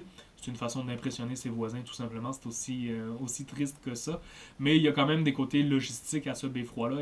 Elle n'est pas là pour rien. C'est une tour d'observation. Donc, la tour est beaucoup plus haute. Les immeubles, ça n'existe pas. Hein. Généralement, il y a un étage au Moyen-Âge. Ça ne va pas bien plus haut que ça. On n'a pas les capacités techniques de monter plus haut pour les bâtiments. Sauf les tours qui sont vraiment renforcées. C'est des murs qui sont épais, gigantesques là, pour être capable de soutenir la structure. Et en haut, donc, on a un poste de guet, un poste d'observation. Et on peut donc prévenir si on voit des armées à l'horizon. On a une cloche pour faire sonner. Là, pensez à Quasimodo et le bossu de Notre-Dame. On a vraiment, c'est un moyen de défense aussi, cette halle-là. Mais ça devient, ce beffroi-là, mais ça devient un objet de vantardise pour les villes. c'est la petitesse des gens, on est comme ça, les humains, ça a l'air. Je continue avec mon personnage important du Moyen-Âge, hein, donc les chevaliers. Je peux pas ne pas en parler, ne serait-ce que parce qu'ils sont cute. Regardez-moi ça, comment c'est un beau bonhomme. On voit tout de suite là, le beau sourire avec une armure comme ça. Le chevalier, bon excusez, là, encore une fois, je suis trop tout seul devant ma caméra. Au moins en classe, je vous verrai ne pas rire à mes pas de blague. Le chevalier, donc, on est chevalier de père en fils. On ne devient pas chevalier par plaisir personnel. C'est-à-dire qu'il faut que le roi ou un suzerain, hein, ça peut être un vassal du roi, tu n'es pas obligé d'aller voir le roi directement. Il faut qu'il vous ait adoubé. Donc, comment ça marche là? Le père est un chevalier et on s'en va, donc, vous le voyez là, sur l'affiche, entre 8 et 21 ans, on va être formé, on va à l'école des chevaliers. C'est aussi, je peux le caricaturer un peu comme ça, c'est aussi simple que ça. Et ensuite, quand on va, quand les gens qui nous forment décident on est prêt, ils vont avertir le Seigneur. Et le Seigneur va dire donc, tu es prêt, viens me voir. Et là, c'est vraiment la cérémonie d'adoubement officielle. C'est on met un genou à terre, on baise la main ou les pieds, baiser comme ça tout simplement. Là, pas, laissez pas aller votre imagination, bande d'adolescents. C'est vraiment un serment quand on fait ça, là, c'est vraiment on est soumis, là, on est vulnérable face à la personne, c'est ça que ça symbolise. Pour dire donc je me soumets à l'autorité du Seigneur et en échange le Seigneur donc va prendre son épée et va donner un coup sur chaque épaule et sur la tête en récitant un sacrement qui est spécial pour cette cérémonie là et va dire donc va finir en disant je t'adoube et à partir du moment où tu es adoubé tu es un chevalier à part entière et avec toutes les responsabilités qui viennent avec donc tu es un guerrier, un chevalier, c'est un militaire. C'est pas pour le plaisir que tu es chevalier. Si le Seigneur t'appelle, il faut que tu ailles te battre. C'est quoi les règles, donc le code du chevalier? Être loyal envers son Seigneur, protéger les faibles, généreux envers les pauvres, courtois envers les femmes. Hein? Toutes ces belles choses que je vous ai montrées avec le sac de Byzance qui ont été très respectées, encore une fois. Tiens, je me permets ici le parallèle entre la religion catholique, hein, aimez-vous les uns les autres, si tu te fais frapper, tant l'autre joue. On a toujours des beaux principes, des beaux codes, le code du chevalier, même chose, hein, protéger la femme et l'orphelin, mais les humains sont des humains, malheureusement, c'est aussi triste que ça. Je regardais un documentaire sur, oui, je m'occupe comme ça, sur les Celtes en Angleterre et l'arrivée des Romains en Angleterre, et normalement, le code de loi romain, c'est tu te bats contre les ennemis, mais si tu as des peuples qui viennent se soumettre, tu les traites avec respect et ainsi de suite. Et en Angleterre, quand ils arrivent, il y a un peuple qui vient se soumettre et qu'est-ce qu'ils font? Ils violent les enfants du chef de clan. Là. On a toujours des beaux principes, les humains, mais l'application est toujours très douteuse. On dirait que notre moralité est fluctuante en fonction de la situation. Encore, ça, c'est un débat philosophique que je pourrais avoir avec vous de vive voix, mais je ne rentrerai pas là-dedans tout seul. Ça ne fait pas des échanges très constructifs. Donc, je reviens à ma femme et mon orphelin. Pourquoi? Parce qu'au Moyen-Âge, la femme devient vraiment un objet. Oui, c'est un objet frêle. Oui, là, je m'excuse les filles, là, c'est pas moi qui dis ça. Il faut la protéger. Elle n'a aucun droit, hein, toujours aucun droit à cette époque-là. Mais on voit apparaître l'amour courtois. Ça, vous l'avez peut-être vu dans vos cours de français. C'est-à-dire que l'amour courtois, ça va être vraiment là, le respect de la femme, la courtiser, hein, la charmer. Ce qu'on vous dit plus rarement dans cette situation-là, c'est que c'était très bien vu dans la société du Moyen-Âge, pas partout, pas tout le temps, là, mais pendant un certain temps, c'était très bien vu de courtiser la femme de son seigneur. Pourquoi? Encore une fois, question d'ego. Ben, mon Seigneur, votre femme est tellement resplendissante, je ne peux m'empêcher d'être en émoi devant elle. Donc, c'était vraiment en flattant la femme du Seigneur, c'était un moyen de dire à son Seigneur, mais vous avez la femme la plus belle, donc vous êtes le plus beau parce que vous avez été capable de l'avoir pour vous, et ainsi de suite, si c'est pas un mariage arrangé, ce qui était le cas souvent. En tout cas, vous comprenez le principe, je voulais juste mentionner l'amour courtois à cet endroit-là, parce que c'est là que ça apparaît au Moyen-Âge. Je continue mon périple. Ah oui, le voici donc ça c'est vraiment une vidéo dans Carcassonne. Vous le voyez d'ailleurs, carcassonne.org. Peu importe, je rentre pas là-dedans. Je clique pas encore une fois par peur de représailles YouTube. Mais c'est pas long, je pense que c'est 1 minute et demie, 2 minutes. Allez les voir avec les lances si ça vous tente. C'est quand même très impressionnant à voir, même sur vidéo, c'est impressionnant à voir. Euh, c'est du flafla, hein, c'est du spectacle, c'est du show business qu'on dirait actuellement. On sait que les lances, le bout de la lance, là, le dernier 2 pieds de lance, était souvent fait avec un bois très fragile qui était fait pour exploser, pour partir en éclats, pour que ce soit beau, que ce soit impressionnant pour le public qui n'était pas au courant de ça. Mais ça n'empêche pas que oui, il y avait des morceaux de lance qui rentraient entre les armures. Les gens tombaient à terre. Oui, il y avait des gens qui réglaient des comptes personnels pour vrai dans ces joutes-là, des mises à mort et ainsi de suite. Je rentre pas dans la cruauté animale, mais oui, il y avait des chevaux qui étaient blessés et ainsi de suite. Mais donc, oui, c'est un divertissement, oui, c'est un jeu, mais ça reste quand même un jeu dangereux. Je ne vais pas plus loin que ça à faire des liens avec le jeu dangereux.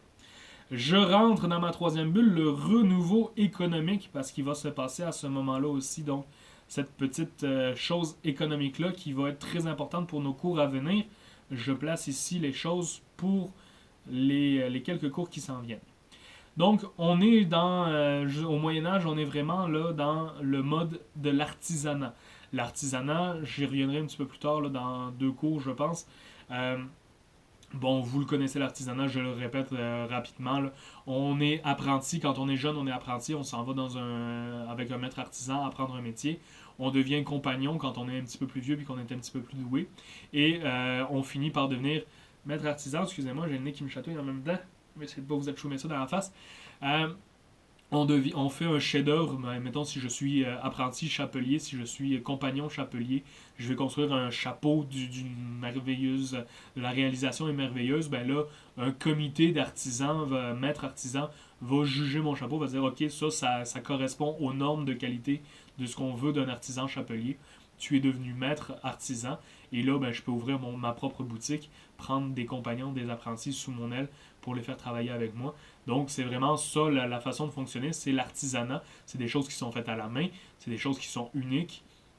Je fais référence à des choses que vous avez déjà vues, fait que je prends des termes usuels, mais vous savez de quoi je parle. Je vais finir par le dire, les corporations vont apparaître à cette époque-là. Pourquoi? Ben parce qu'on se rend compte, en fait, en faisant du commerce, le commerce continue à rouler entre les villes. Ah, ben mon Dieu, il y a une centaine d'artisans à Paris, des chapeliers. Il y en a une centaine, je sais pas moi, à Tours. Il y en a une centaine à Berlin. Il y en a une centaine à... Donc, ils vont se jaser comme ça. Et ils vont se rendre compte qu'en fait, s'ils se réunissent, ils vont beaucoup plus ils vont mieux se défendre, ils vont mieux s'aider. Donc, vous avez peut-être entendu le terme de guilde d'artisans, ça revient au même dans des jeux vidéo ou dans des histoires, c'est souvent le mot guilde qui est utilisé, la guilde hanséatique entre autres. C'est le même principe. Donc ces artisans-là, mettons les artisans cordonniers ou les artisans chapeliers, vont se réunir et là ils vont vraiment dire, c'est comme une espèce de syndicat avant l'heure dans le fond. Ils vont dire, bon ben nous on veut que le minimum de qualité que les artisans soient capables de produire, c'est tel niveau. Si tu fais des produits cheap, on ne te veut pas dans notre guilde à nous. Ensuite, pour les chapeaux de telle qualité à telle qualité, on va les vendre tel prix, telle qualité à telle qualité, on va les vendre tel prix. Donc, ils fixent les prix, ils fixent les salaires, hein, parce que les apprentis, les compagnons sont payés très peu, mais sont payés pareil. Donc, c'est vraiment, ça gère la façon de fonctionner et ça défend aussi les membres. C'est-à-dire que, je donne toujours le même exemple, je vais me répéter si vous avez un autre cours avec moi et que j'aborde ce sujet-là, mais c'est là aussi simple que ça. Je m'achète un beau chapeau, je l'utilise, 2 semaines après, il brise, il y a une couture qui défait, tout ça. Je retourne voir l'artisan, je dis, tu m'as vendu un chapeau qui est cheap, ça vaut pas le prix que j'ai payé. L'artisan va dire, non, moi je l'ai construit comme il faut, c'est ma job, je fais ça, je suis un maître artisan reconnu. Tu l'as utilisé de façon inappropriée, c'est de ta faute, c'est ton problème, je ne te rembourse pas. Il est bête, là, mais bon, ça se peut. Là, moi, je vais aller voir le seigneur. Je vais aller dire, ben, je me suis fait avoir, pour rester poli. Je me suis fait avoir par l'artisan. J'aimerais ça qu'il me dédommage. Moi, à la base, je voulais juste qu'il recoue la couture qui a été défaite, mais là, il est bête. J'aimerais ça qu'il me paye une compensation pour me dédommager. Et là, le seigneur va faire un appel à l'artisan et l'artisan va lui appeler sa guilde et la guilde va envoyer des espèces d'avocats, des spécialistes de ce genre de situation-là qui vont dire, ben regardez, l'artisan, il fait partie de notre guilde. Notre guilde, on a établi tel critère, tel critère, tel critère de qualité. S'il a été accepté dans la guilde, c'est qu'il répond à ces critères-là. Donc, vous voyez là, je ne commencerai pas à faire un procès complet. Là. Vous comprenez le principe. C'est vraiment c'est un moyen de défendre les membres qui font partie de la guilde. Les bourgeois, hein, c'est l'apparition de la bourgeoisie, et ça aussi, ça va être très important dans les semaines à venir, la bourgeoisie. Donc, c'est une nouvelle classe sociale. Jusqu'à maintenant, on avait les seigneurs qui étaient vraiment attachés à la terre. Là, on a la bourgeoisie marchande, c'est-à-dire que c'est des gens qui doivent leur richesse non plus à la terre, non plus à l'exploitation agricole, les ressources naturelles, mais bien au commerce, à l'échange commercial, qui vont s'enrichir et qui vont même dépasser au niveau des richesses certains seigneurs. Donc la bourgeoisie marchande, les marchands, les artisans, les maîtres artisans, attention, hein, et les banquiers qui font leur apparition. Là, je vais juste les nommer, mais ils vont être nécessaires dans les semaines à venir. Les villes, à cette époque-là, vont prendre une expansion considérable. Pourquoi? Ben parce que, tout simplement, elles sont intéressantes. On y retrouve, ben, c'est le même principe qu'aujourd'hui. Hein. Si vous êtes sur un petit rang de campagne, le Walmart le plus proche, si vous adhérez à Walmart, il est très loin. C'est difficile de se pourvoir en biens divers. Tandis que si on est en ville, ben, on a juste à marcher 2 coins de rue, puis on a un pâtissier, un boulanger, on a un drapier, on a un chapelier, on a un cordonnier. Donc on est capable beaucoup plus facilement de subvenir à ses besoins. Et par la même occasion, ben, on a aussi on a le moyen de faire du commerce soi-même, excusez-moi. J'ai recherché mon idée. On a le moyen de faire du commerce soi-même, c'est-à-dire qu'on peut ouvrir dans son logis une petite échoppe et on peut vendre quelque chose. S'il y en a d'entre vous qui ont des fibres artisanales, là, on peut vendre soi-même ce qu'on construit. Donc, c'est le même principe hein, aujourd'hui qu'à l'époque. La nouvelle économie fait son apparition à ce moment-là. Ça, j'y passe encore une fois rapidement parce que c'est des concepts qui vont revenir dans les cours à venir. Donc, la lettre de change, c'est comme un chèque. Là, je trouve ça toujours bien drôle parce que je donne l'exemple du chèque. Astor, vous me regardez en disant comme un chèque. Oui, vous savez c'est quoi un chèque, là, mais il n'y a quasiment plus personne qui utilise ça. À l'époque, j'aurais dit, ben, comme moi j'étais à votre place, on prenait l'exemple de pour payer son loyer, on utilise un chèque. Aujourd'hui, c'est tous des virements Interac, virements bancaires. Donc, c'est plus le cas. Mais en fait, le principe est le même. C'est-à-dire qu'à l'époque, si je te payais, je sais pas, du tissu avec un sac de pièces d'argent, ben, tu avais un sac de pièces d'argent. Quand tu marches, ça fait que-cling. Quelqu'un de mal intentionné, il sait, il vient te donner un coup de couteau, il te prend ton argent. S'il est vraiment méchant, sinon il fait juste te voler. Sinon, c'est difficile de transporter des grandes sommes d'argent. La lettre de change, comme le chèque, c'est tout simplement un morceau de papier où ça va être marqué tel montant a été payé par telle personne pour telle personne. Là, tu t'en vas à la banque et tu l'échanges, tu peux le prendre. Donc ça permet de transporter des quantités d'argent beaucoup plus importantes de façon beaucoup plus discrète. Il y en a des paranos même qui se faisaient des doubles plis dans le chandail pour être capable d'aller cacher ces lettres de change-là. Comme ça, on dirait qu'ils n'ont rien dans leur poche. Je rentre pas plus dans les détails, là, ça aussi on pourrait partir, on va parler de la bourse et compagnie là, dans les cours à venir. Je me laisserai emporter au niveau économique à ce moment-là. La banque, vous savez c'est quoi la banque? Vous avez tous probablement un prêt étudiant, sauf quelques-uns peut-être qui ont la chance de s'en sauver. Donc la banque prête de l'argent, en échange de quoi hein, ils prennent des intérêts tout simplement. Donc même chose qu'une carte de crédit. Si vous prenez une carte de crédit, mettons vous mettez, je vais m'acheter, je sais pas, des bonbons pour 100$, je vais utiliser des exemples idiots. Là. Je m'en vais m'acheter 100$ de bonbons sur ma carte de crédit. Mon taux est de 18%. Ben, je vais rembourser 118$ sur ma facture au lieu de payer 100$. La banque fait la même chose quand elle vous fait un prêt. Je parle des banques pour les étudiants parce que souvent pour les frais de scolarité avec le gouvernement c'est le même principe. Ou pour s'acheter une première auto aussi si on fait un emprunt, c'est ça.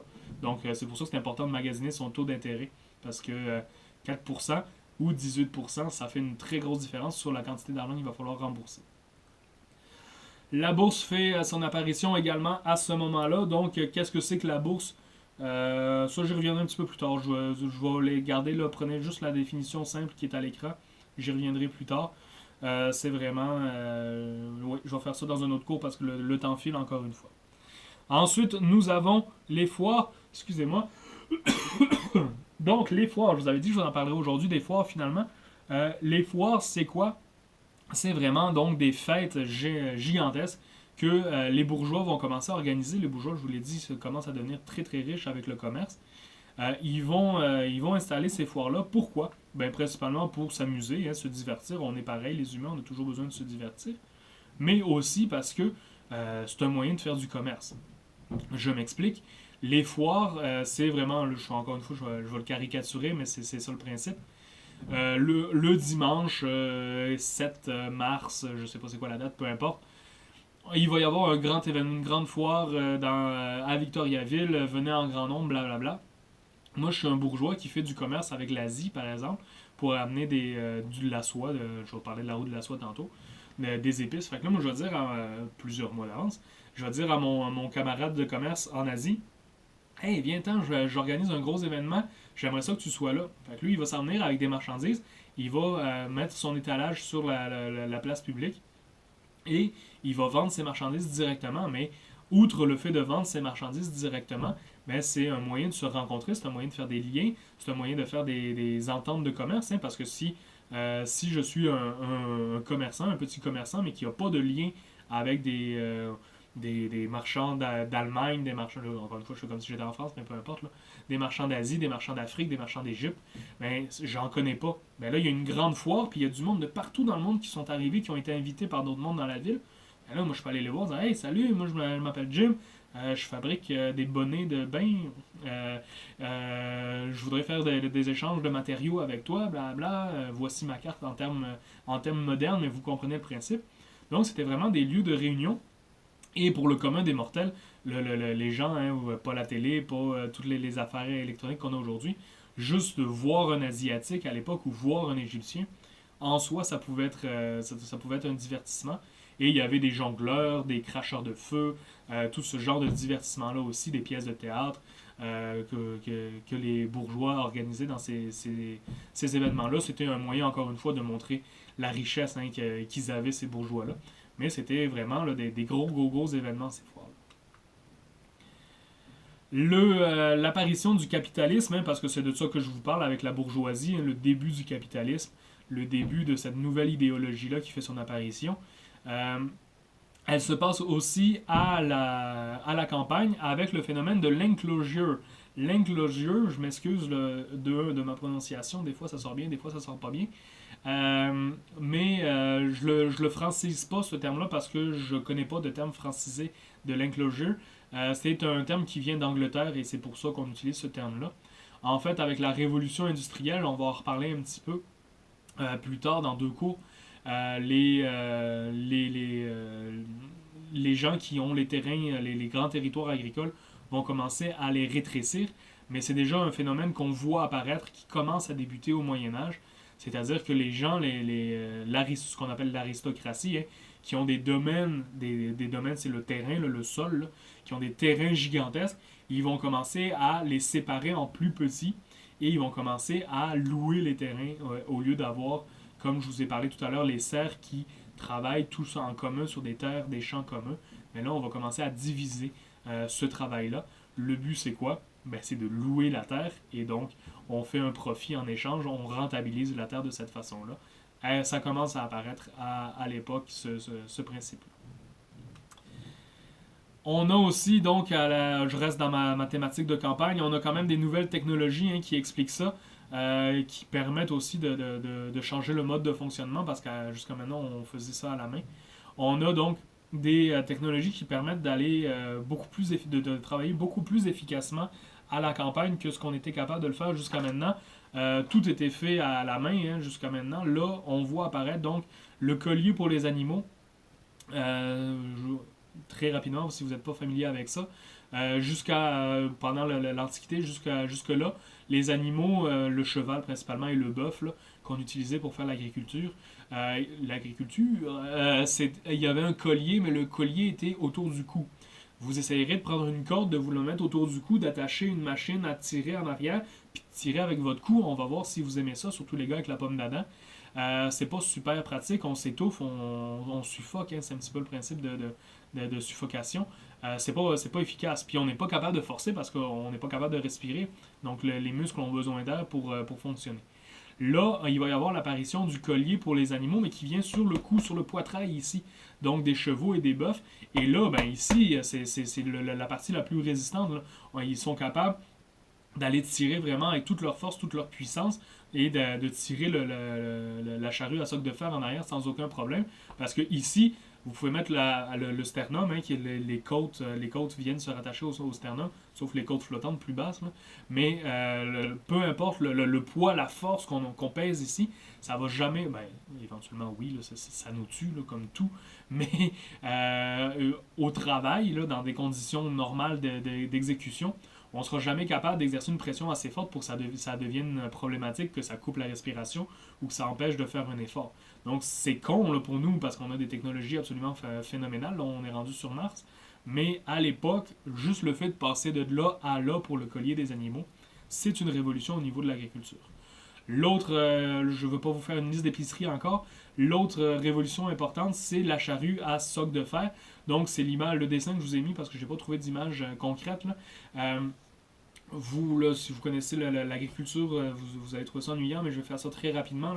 Les moissonneuses-batteuses et les machines agricoles actuelles, ce qu'elles font, c'est qu'elles rentrent avec des pics en dessous de la terre, et le pic, ça a l'air d'une espèce de crochet, ça rentre dans la terre, puis le but, c'est de retourner la terre sur son passage. C'est une charrue à soc de fer. Mais jusqu'au Moyen-Âge, le soc était fait en bois. On n'avait pas encore atteint ce niveau de technique-là pour le faire. Donc, ce que ça faisait, ben, le bois, c'est beaucoup moins résistant. Donc, quand on creuse dans la terre, il y a des roches, il y a des éclats, il y a des débris de plein d'affaires. Et le bout pointu en bois, ben, il finissait par briser, il finissait par casser. On n'était pas capable d'aller très très profond non plus, c'était pas assez résistant. Ou sinon, ça prenait vraiment quelque chose d'immense, de très désagréable à tirer. Mais le fait de transformer donc ce bout-là en métal, ben, c'est beaucoup plus résistant, c'est beaucoup plus efficace et il pouvait être arrondi, affûté sur un côté. Donc, quand ça fait le sillon, ça retourne la terre, mais le sillon, la partie creusée, on va ensuite planter les graines dedans et on va recouvrir avec la terre qui a été tassée. La charrue à soc de fer est vraiment beaucoup plus efficace, beaucoup plus rapide que la charrue à soc de bois. Allié avec le collier de poitrail, c'est vraiment, ça fait un gros changement sur l'efficacité, la rentabilité des champs et donc la capacité de se nourrir des humains. C'est aussi pour ça, c'est pour ça que je vous parle de la campagne. Là. C'est aussi pour ça que les villes grandissent autant à cette époque-là. Parce que les gens à la campagne sont moins nombreux. On reparlera du concept d'exode rural. Les gens sont moins nombreux à la campagne, mais ils sont capables de produire assez de nourriture pour nourrir les gens qui sont partis en ville. Parce que si les gens étaient partis en ville et qu'ils ne seraient pas capables de se nourrir, ils seraient retournés à la campagne faire de l'agriculture pour manger parce que c'est un besoin de base. Là. Si tu manges pas, tu meurs, puis c'est difficile d'avoir une vie quand tu es mort. Ouh, ça a dégénéré vite cette histoire-là. Je continue mon histoire de commerce, donc avec les bourgeois, hein, je vous l'ai dit, cette nouvelle mentalité qui apparaît au Moyen-Âge, à la fin du Moyen-Âge, mais quand même au Moyen-Âge. Donc les bourgeois cherchent vraiment le profit versus là, les artisans qui étaient plus dans la réalisation d'objets de qualité. Là, encore une fois, je fais des stéréotypes, là, je m'en excuse, mais c'est le temps que j'ai. Et les bourgeois donc cherchent à faire de l'argent à tout prix. J'y reviendrai dans les semaines à venir, là, donc je ne passe pas plus de temps que ça. Oui, je pensais que j'avais d'autres choses avant. Non, ok. Ah oui, excusez-moi, bug technique.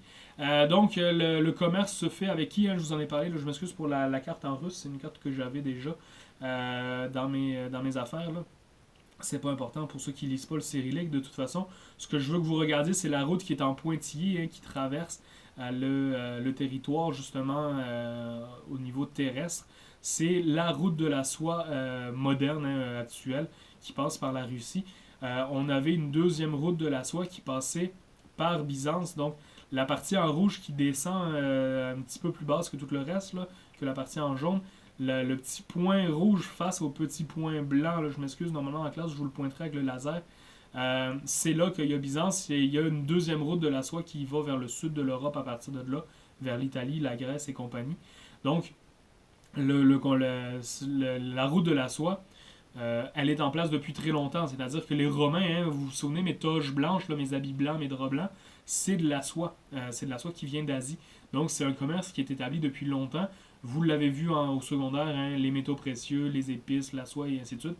J'y reviens pas plus que ça, mais c'est par cette route de la soie-là que la bourgeoisie va s'enrichir énormément. Ceux qui contrôlent cette route-là vont contrôler le commerce en Europe. Le problème, c'est que ces routes-là aussi permettent donc le voyage de pas seulement des marchandises, mais également le voyage des maladies. Donc les gens qui s'en vont en Asie vont ramener des maladies. Celle la plus emblématique, c'est 1453, la peste noire, la peste bubonique, c'est la même chose, là.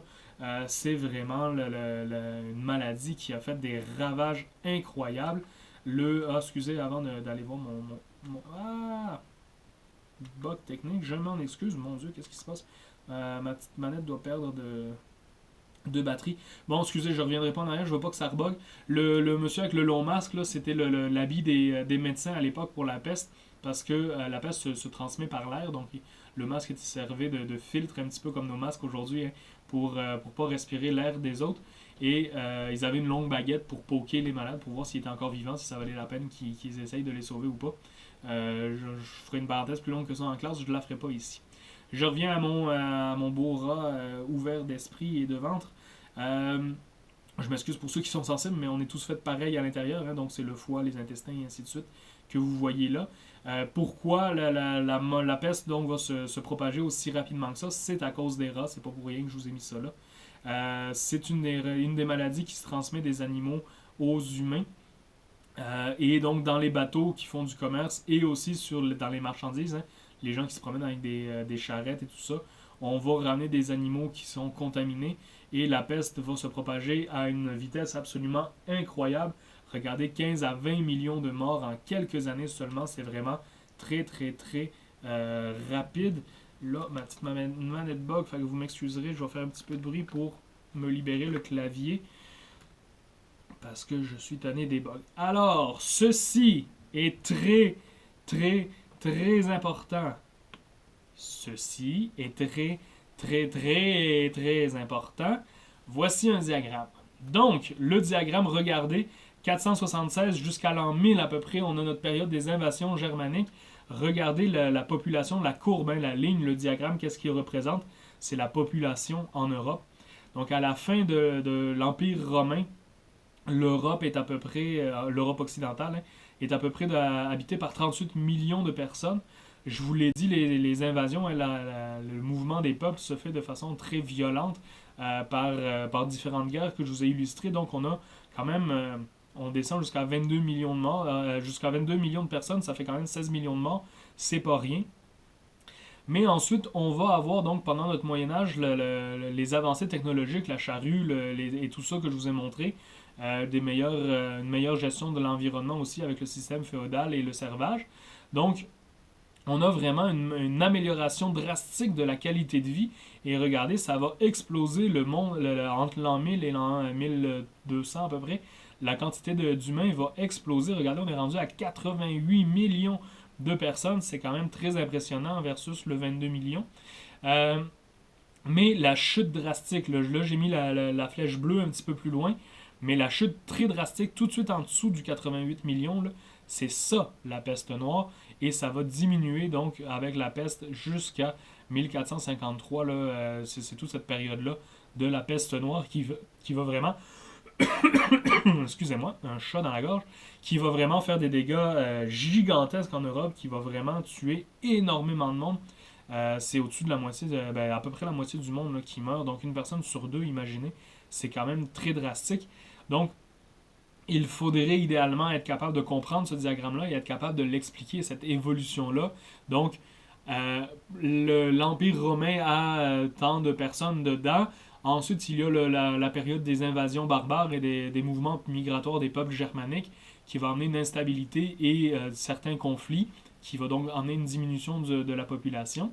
Mais ensuite, on a vraiment, pendant le haut Moyen-Âge et le début du bas Moyen-Âge, on a vraiment une stabilisation de cette société-là et des nouvelles avancées technologiques comme la charrue à soc de fer, comme le harnais de poitrail pour les chevaux, qui permettent de vraiment faire des meilleurs rendements agricoles, des meilleurs rendements pour nourrir la population.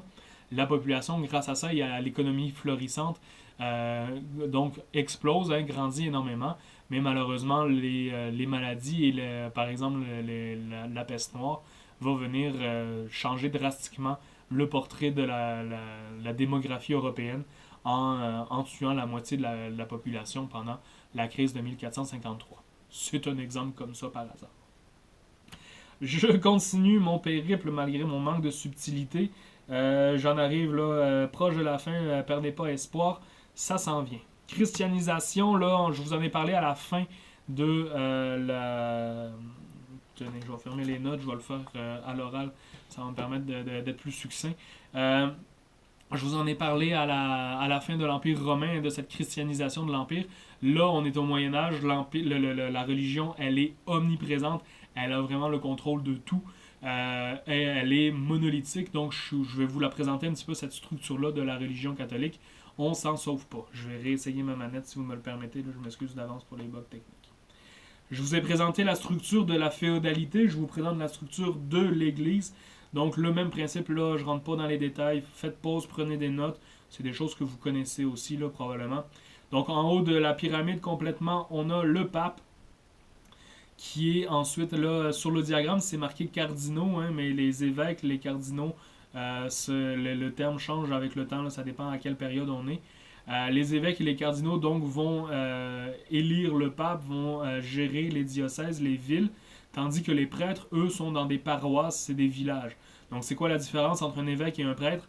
C'est la taille du terrain qui est sous sa domination, tout simplement, sous son contrôle. Et en dessous, en bas complètement, donc on a les diacres. Les diacres, c'est les assistants.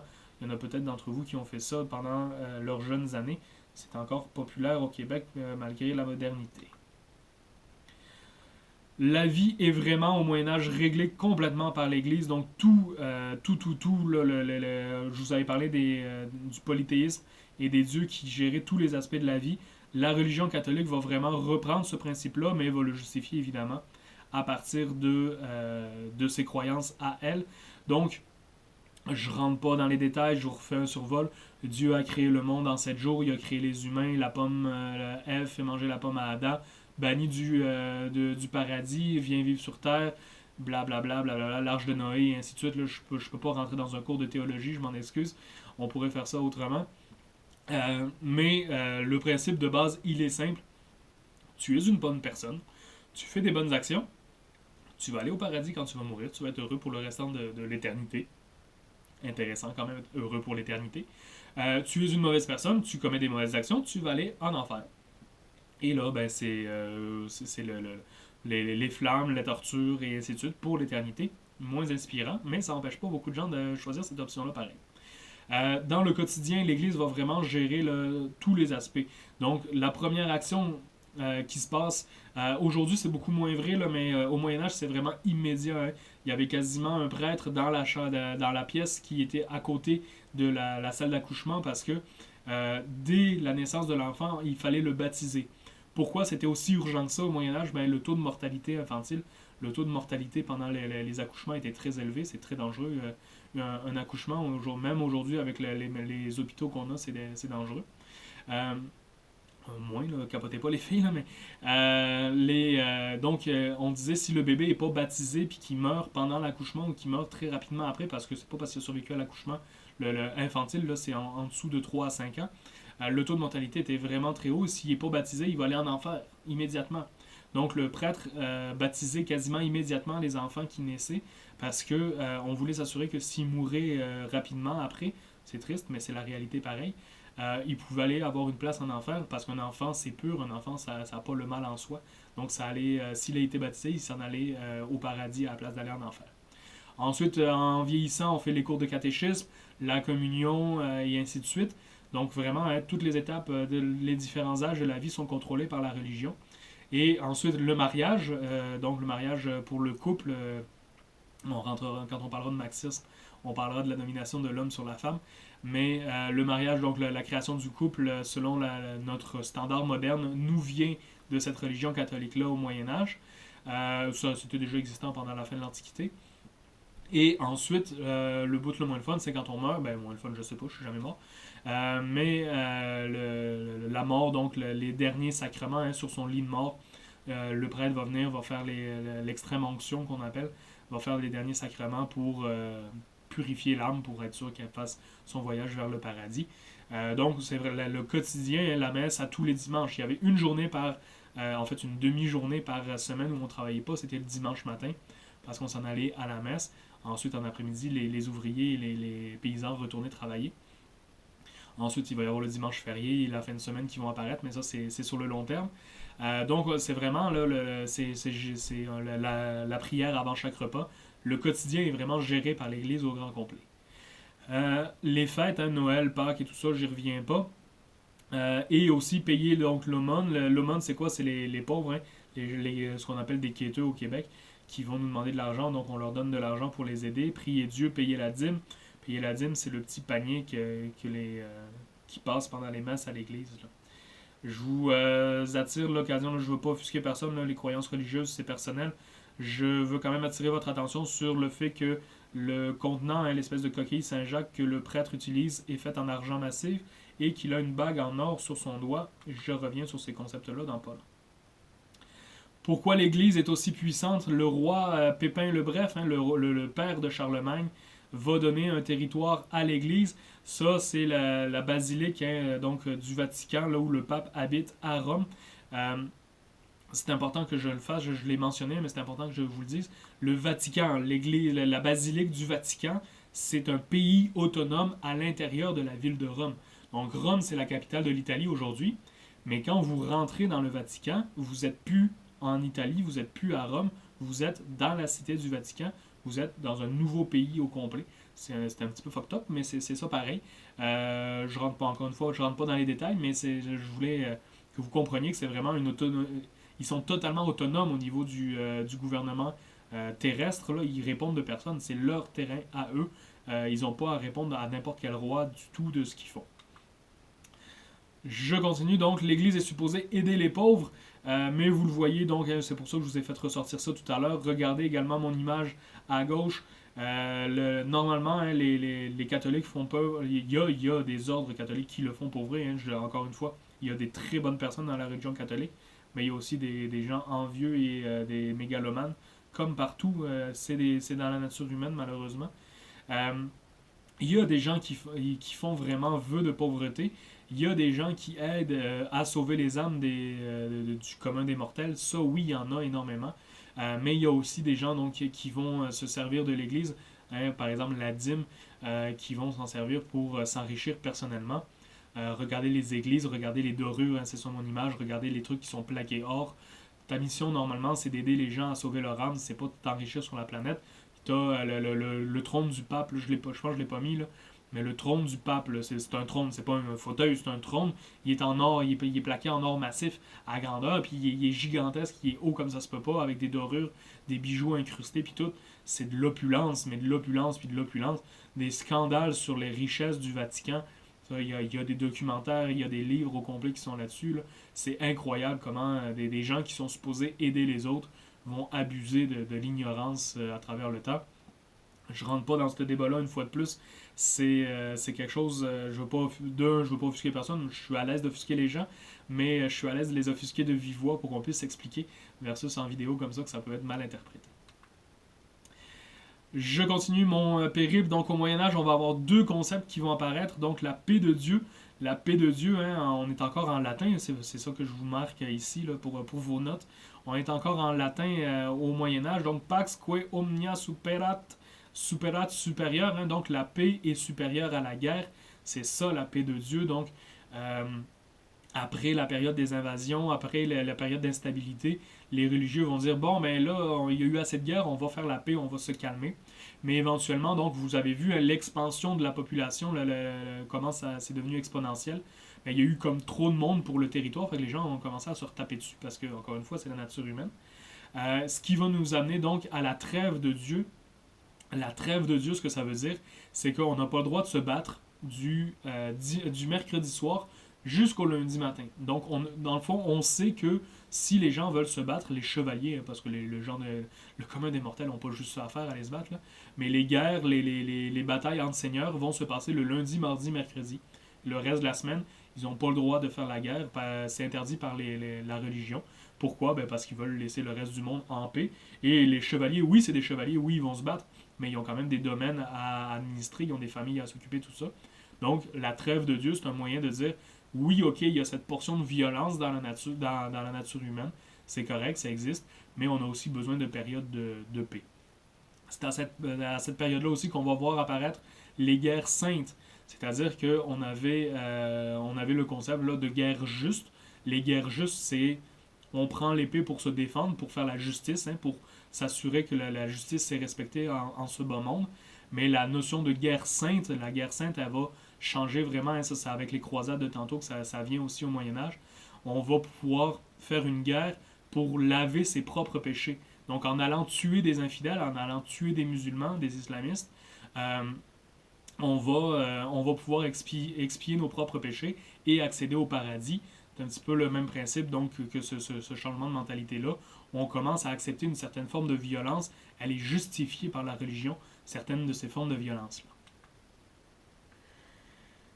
C'est le Seigneur donc qui dirige la vie quotidienne, mais l'Église a le contrôle des âmes. C'est ça qui vous est représenté sur l'image en bas, hein, la mort, les âmes et la descente aux enfers.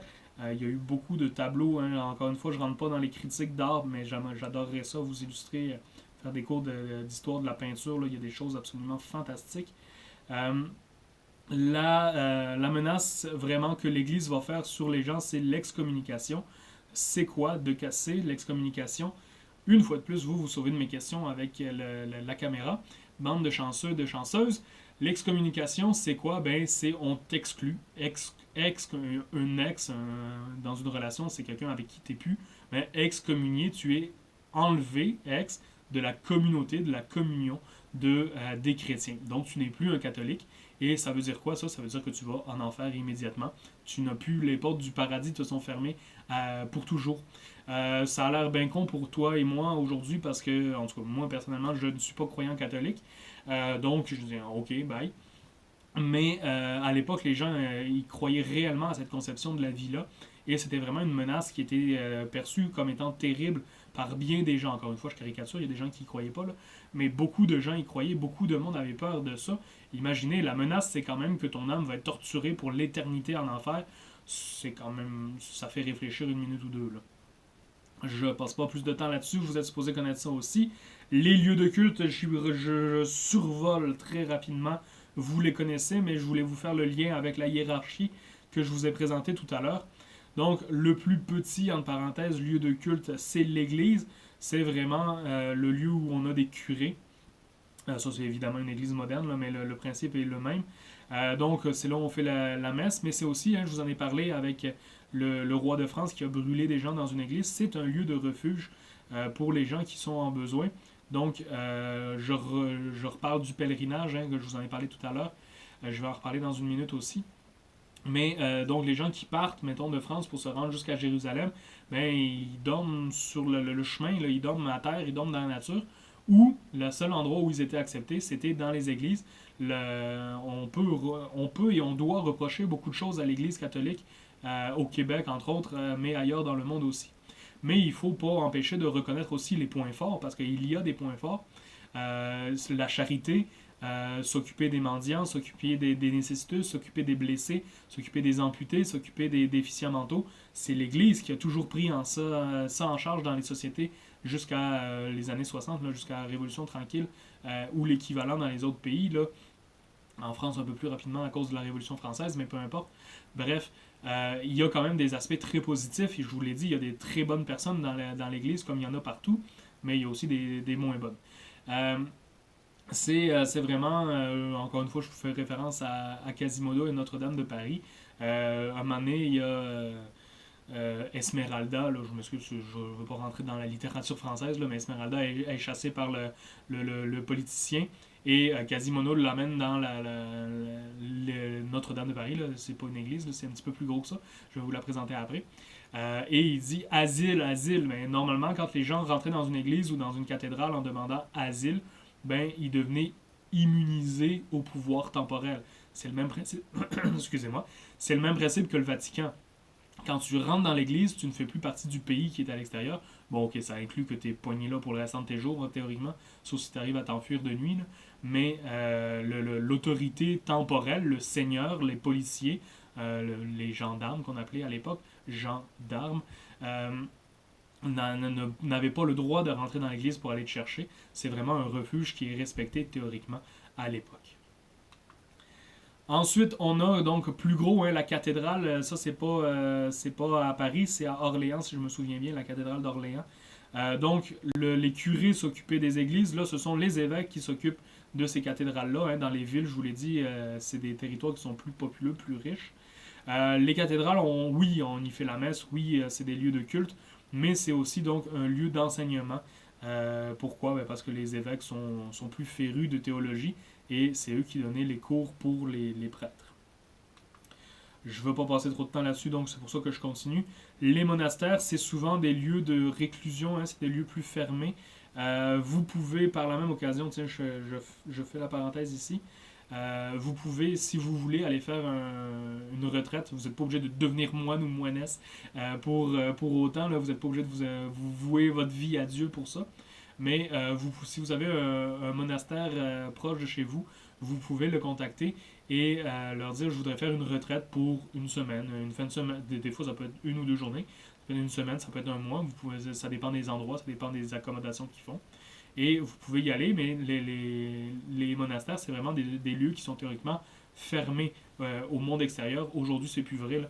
Aujourd'hui, je prends l'exemple à Magog, là, ils font du fromage, puis c'est des endroits qui sont très, très, très visités au niveau du public. Mais à l'époque, c'était des lieux reclus où les gens étaient vraiment... C'était des gens qui se consacraient à Dieu avec vraiment un horaire très strict, avec des liturgies répétées 6 à 8 fois par jour, et ainsi de suite. Là, à Cluzy, en France, ils se lèvent même la nuit 3 fois par nuit pour aller dans des offices nocturnes. Donc c'est vraiment, quand on dit une vie de moine, là, c'est vraiment, ça a l'air relax, là, mais c'est quand même une vie très dure. Et c'est les nécessités de base. Là. Un bol, une fourchette, un verre, puis on a à peu près pas d'autres biens à part une Bible dans sa chambre. Là. C'est vraiment, c'est des vies qui sont austères. C'est des vocations, le monastère pour certains. Mais souvent, c'est des lieux aussi donc, de culture. Il y a des bibliothèques, des lieux d'enseignement aussi pour les prêtres et ainsi de suite. Donc, c'est vraiment c'est des lieux de connaissance. Et par la même occasion, donc je retourne à ma photo, c'est aussi des lieux qui sont très bien placés. Le couvent, c'est quoi la différence entre le monastère et le couvent? Les couvents, c'est pour les femmes, le monastère, c'est pour les hommes, mais c'est le même principe. L'hôtellerie, il faut faire attention, là, il n'y a pas un hôtel en tête, c'est encore une fois, pour les pèlerins. Donc, ils pouvaient dormir là en cas de nécessité extrême. La bonté religieuse obligeait les moines à leur ouvrir les portes. Mais vous n'alliez pas là en vacances. Donc, c'est quoi un pèlerinage? Je vais quand même vous donner une petite définition du pèlerinage. Je vous en ai parlé tout à l'heure, mais là, je suis vraiment dans ma bulle de religion. Donc, c'est une marche vers un lieu où se trouvent des reliques sacrées pour faire pénitence. Je vais vous donner l'exemple de mon grand-père parce que c'est ça qu'il faisait. On habitait en Aquitaine, le duché de Richard, cœur de Lion en France. On habitait en Aquitaine quand j'étais tout petit. Et le pèlerinage, on n'est pas obligé de partir et de s'en aller jusqu'à Jérusalem. Ça prend des semaines et des mois aller et des semaines et des mois retour. Il y a différents... là, ça parle de reliques. La plus grande relique, c'est le tombeau du Christ, évidemment. Mais il y a des reliques ailleurs. Entre autres, dans le nord de l'Espagne, au nord du Portugal, je ne me souviens plus si c'est en Espagne ou au Portugal, il y a la ville de Compostelle. Et c'est un pèlerinage. Donc, mon grand-père, il l'a fait 2 fois dans sa vie. Il est parti à pied. Ça prend, si je me souviens bien, c'est 3 semaines y aller, 3 semaines retour. Donc, à pied, tu pars, tu traverses les montagnes des Pyrénées, tu longes la côte de l'océan Atlantique, tu longes le nord de l'Espagne. C'est excessivement beau par la même occasion de ce qu'il me racontait. Et tu t'en vas jusqu'à Compostelle. Lui, c'était pas religieux. Il aimait juste ça marcher. Mais c'est des chemins qui sont vraiment très fréquentés. Et ce chemin-là, donc, te permet de faire une réflexion sur toi-même, une réflexion sur la vie et d'expier par là même. C'est un effort physique assez impressionnant de vivre dans des conditions comme ça et de marcher sans cesse. Mais ça te permet d'expier tes fautes par la même occasion. C'est ça un pèlerinage. L'Église va donc, je vous l'ai dit tout à l'heure, le Vatican a été donné par Pépin le Bref, le père de Charlemagne, au pape. En échange, l'Église donc va leur rendre l'appareil, elle va vraiment justifier et assurer l'ordre de la féodalité avec notre Seigneur et ainsi de suite. Je reviens pas sur ces concepts-là. Je vous les répète là pour les notes parce que quand je répète des informations, c'est parce qu'elles sont importantes. Mais je ne vais pas m'étendre dans le vidéo, donc faites pause si c'est nécessaire. Notre-Dame de Paris qui brûle. Ok, je le dis, mais je lance pas le débat parce que de toute façon, on ne pourra pas par vidéo. On a des millions de personnes qui sont à la rue, on a des millions de personnes qui meurent de faim sur la planète actuellement. On n'a pas d'argent pour aider ces gens-là, malheureusement, il n'y a rien à faire, c'est pas possible. On a Notre-Dame de Paris qui est une icône, là, je reconnais à 100% que c'est une icône. Et en moins de 24 heures, on a des milliards d'euros qui sont accumulés pour reconstruire un bâtiment. Ça peut sembler ironique pour un historien qui dise laisse brûler le bâtiment puis aide les gens, là, parce que c'est une pièce d'histoire phénoménale, Notre-Dame de Paris, là, ça je le contredis pas du tout. Mais les priorités aux bonnes places, quand la mission de l'Église c'est d'aider les gens, d'aider leurs âmes, je rentre pas là-dedans, je vous laisse réfléchir par vous-même, vous avez les capacités de le faire. Et finalement, donc, ça m'amène à mon schisme. Je vous en ai parlé tout à l'heure avec le sac de Constantinople par la 4e croisade. Le schisme, 1054, ça c'est une date importante. Là. Il n'y en a pas beaucoup, je vous en demande pas beaucoup des dates. Celle-là, elle est importante. 1054, pourquoi? Ben parce qu'on a deux religions. Une première division de la religion catholique. C'est encore la religion catholique, mais la religion catholique chrétienne, avec le pape de Rome. On va avoir un pape à Avignon, c'est pour ça qu'il y a Avignon aussi, là, je ne rentre pas dans ces détails-là. Et on a aussi l'Église catholique orthodoxe avec le patriarche de Constantinople, qui, vous le voyez aussi, est très très très présente en Russie. Au nord, là, c'est les pays slaves, la Russie, la Russe en fait, pendant le Moyen-Âge. Ça, je pourrais vous en parler longtemps, mais je ne le ferai pas, parce que c'est pas dans notre cours, même si c'est une passion pour moi.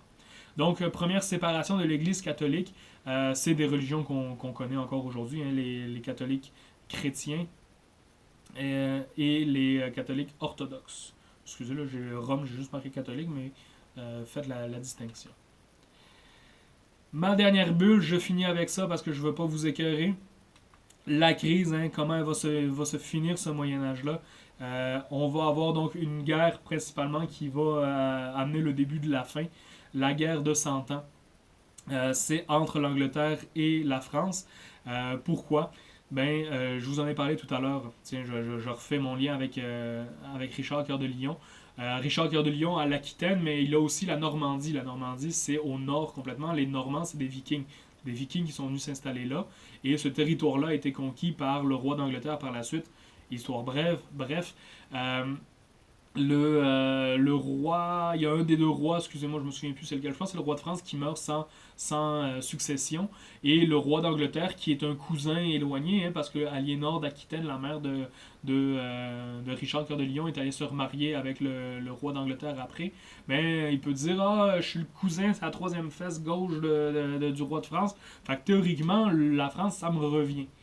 Évidemment, les Français et les Anglais, c'est une animosité qui date de très longtemps. Donc, les Français, l'aristocratie, le commun des mortels, ils s'en fichent complètement. Mais l'aristocratie et les bourgeois français refusent que les Anglais viennent prendre possession de la France. Il va s'ensuivre donc une guerre qu'on dit la guerre de 100 ans. Parce que oui, elle va s'étaler sur 100 ans, mais c'est pas une guerre non-stop pendant 100 ans. C'est des guerres de quelques années, un break de quelques années, un break de quelques années. Mais ça va s'étirer comme ça. Ça va vraiment être une guerre d'usure, une guerre qui va engorger beaucoup de coûts, qui va manger beaucoup de ressources des deux États et qui va coûter beaucoup de vie. Un personnage vraiment clé de cette guerre-là, qui va arriver vers la fin de la guerre, c'est Jeanne d'Arc. Vous en avez probablement entendu parler de Jeanne d'Arc. C'est une icône. C'est rare, les une icônes, c'est plus des un icônes d'habitude. Mais elle, c'est vraiment une icône de cette guerre de 100 ans-là. Donc, Jeanne d'Arc, c'est une pucelle. Une pucelle, c'est quelqu'un qui, théoriquement, qui n'a jamais embrassé sur la bouche un garçon, et donc encore moins eu de relations sexuelles. Vierge, c'est pas de relations sexuelles. Pucelle, c'est jamais eu de contact physique, point, avec un garçon. Elle aurait donc, l'archange Gabriel se lui aurait parlé, elle aurait eu des visions, et ainsi de suite. Aujourd'hui, on l'aurait probablement interné pour schizophrénie. Je rentre pas dans ce débat-là. Elle s'est travestie en homme, elle est allée s'engager dans l'armée contre les Anglais. Et finalement, elle va, et de chance et de destinée, ça je peux pas me prononcer, elle va mener les hommes à la victoire et elle va être reconnue comme un chef militaire, même si c'est une femme, ils vont l'accepter parce qu'elle inflige des dégâts. Et elle dit elle est nommée par Dieu, fait que les autres s'obstinent moins, certains autres s'obstinent moins. C'est assez triste la fin de Jeanne d'Arc parce que les Français, quand ils voient que la vapeur est assez bien renversée, c'est-à-dire que le roi de France va utiliser Jeanne d'Arc pour diriger ses armées pendant les différentes batailles, et quand ils voient que là, parce que les Anglais sont vraiment descendus loin en France dans cette guerre-là, dans cette guerre de 100 ans-là, et quand ils voient que la vapeur est renversée, puis qu'il sait qu'il va pouvoir gagner la guerre finalement, il y a des débats, là, mais je vais le dire grossièrement, il s'arrange pour que Jeanne d'Arc soit prisonnière par les Anglais. Et elle va être condamnée à être brûlée vive parce qu'elle entend des voix, c'est une sorcière.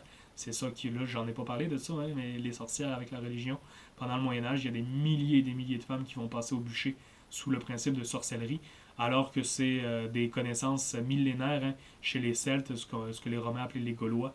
Les Celtes, la connaissance des herbes, la connaissance de la nature pour atténuer les douleurs, atténuer les problèmes, les blessures et tout ça. C'est des connaissances ancestrales, mais la religion catholique va dire c'est de la sorcellerie. Ils vont brûler, c'est une façon de dominer les femmes aussi dans la société, là. Ils vont brûler des milliers et des milliers de femmes de cette façon-là. Jeanne d'Arc est vraiment un des exemples les plus connus, mais malheureusement, elle est très loin d'être la seule. Donc, ça va être la victoire des Français. Et donc les deux empires restent la France et l'Angleterre. Mais notre Moyen Âge, et ça, c'est une date importante. Je trouve ça à peu près aussi subtil qu'avec mon diagramme. La fin du Moyen Âge, 1453. Pourquoi? Ben parce que Constantinople, hein, Byzance, l'Empire byzantin, va tomber à son tour. Je vous l'avais dit, à peu près 100 ans après Rome, ça va chuter. Ça va chuter aux mains de qui? Des Turcs, hein, des islamistes que je vous présente depuis tout à l'heure avec les croisades. 1453, les Turcs vont prendre Constantinople. Pourquoi? Ben, c'est le contrôle de la route du commerce de la soie qui les intéresse. C'est une cité qui est excessivement riche. Je sais pas si je vous ai mis. Non, je vous ai pas mis. Le film Fétis, j'y reviendrai à Fétis. Je sais pas si je vous l'ai montré la semaine passée, peu importe. C'est un film version où les gentils sont les islamiques puis les méchants sont les byzantins. Ça fait du bien d'avoir un autre point de vue dans la vie, pas toujours le même. Donc, officiellement, ce qu'on retient comme date, hein, parce que c'est très arbitraire, là, mais la chute de Constantinople, donc en 1453, c'est la fin du Moyen Âge. Aussi, pourquoi? Parce qu'à cette époque-là, on a une révolution intellectuelle, la renaissance des connaissances de l'Antiquité qui fait son apparition en Europe.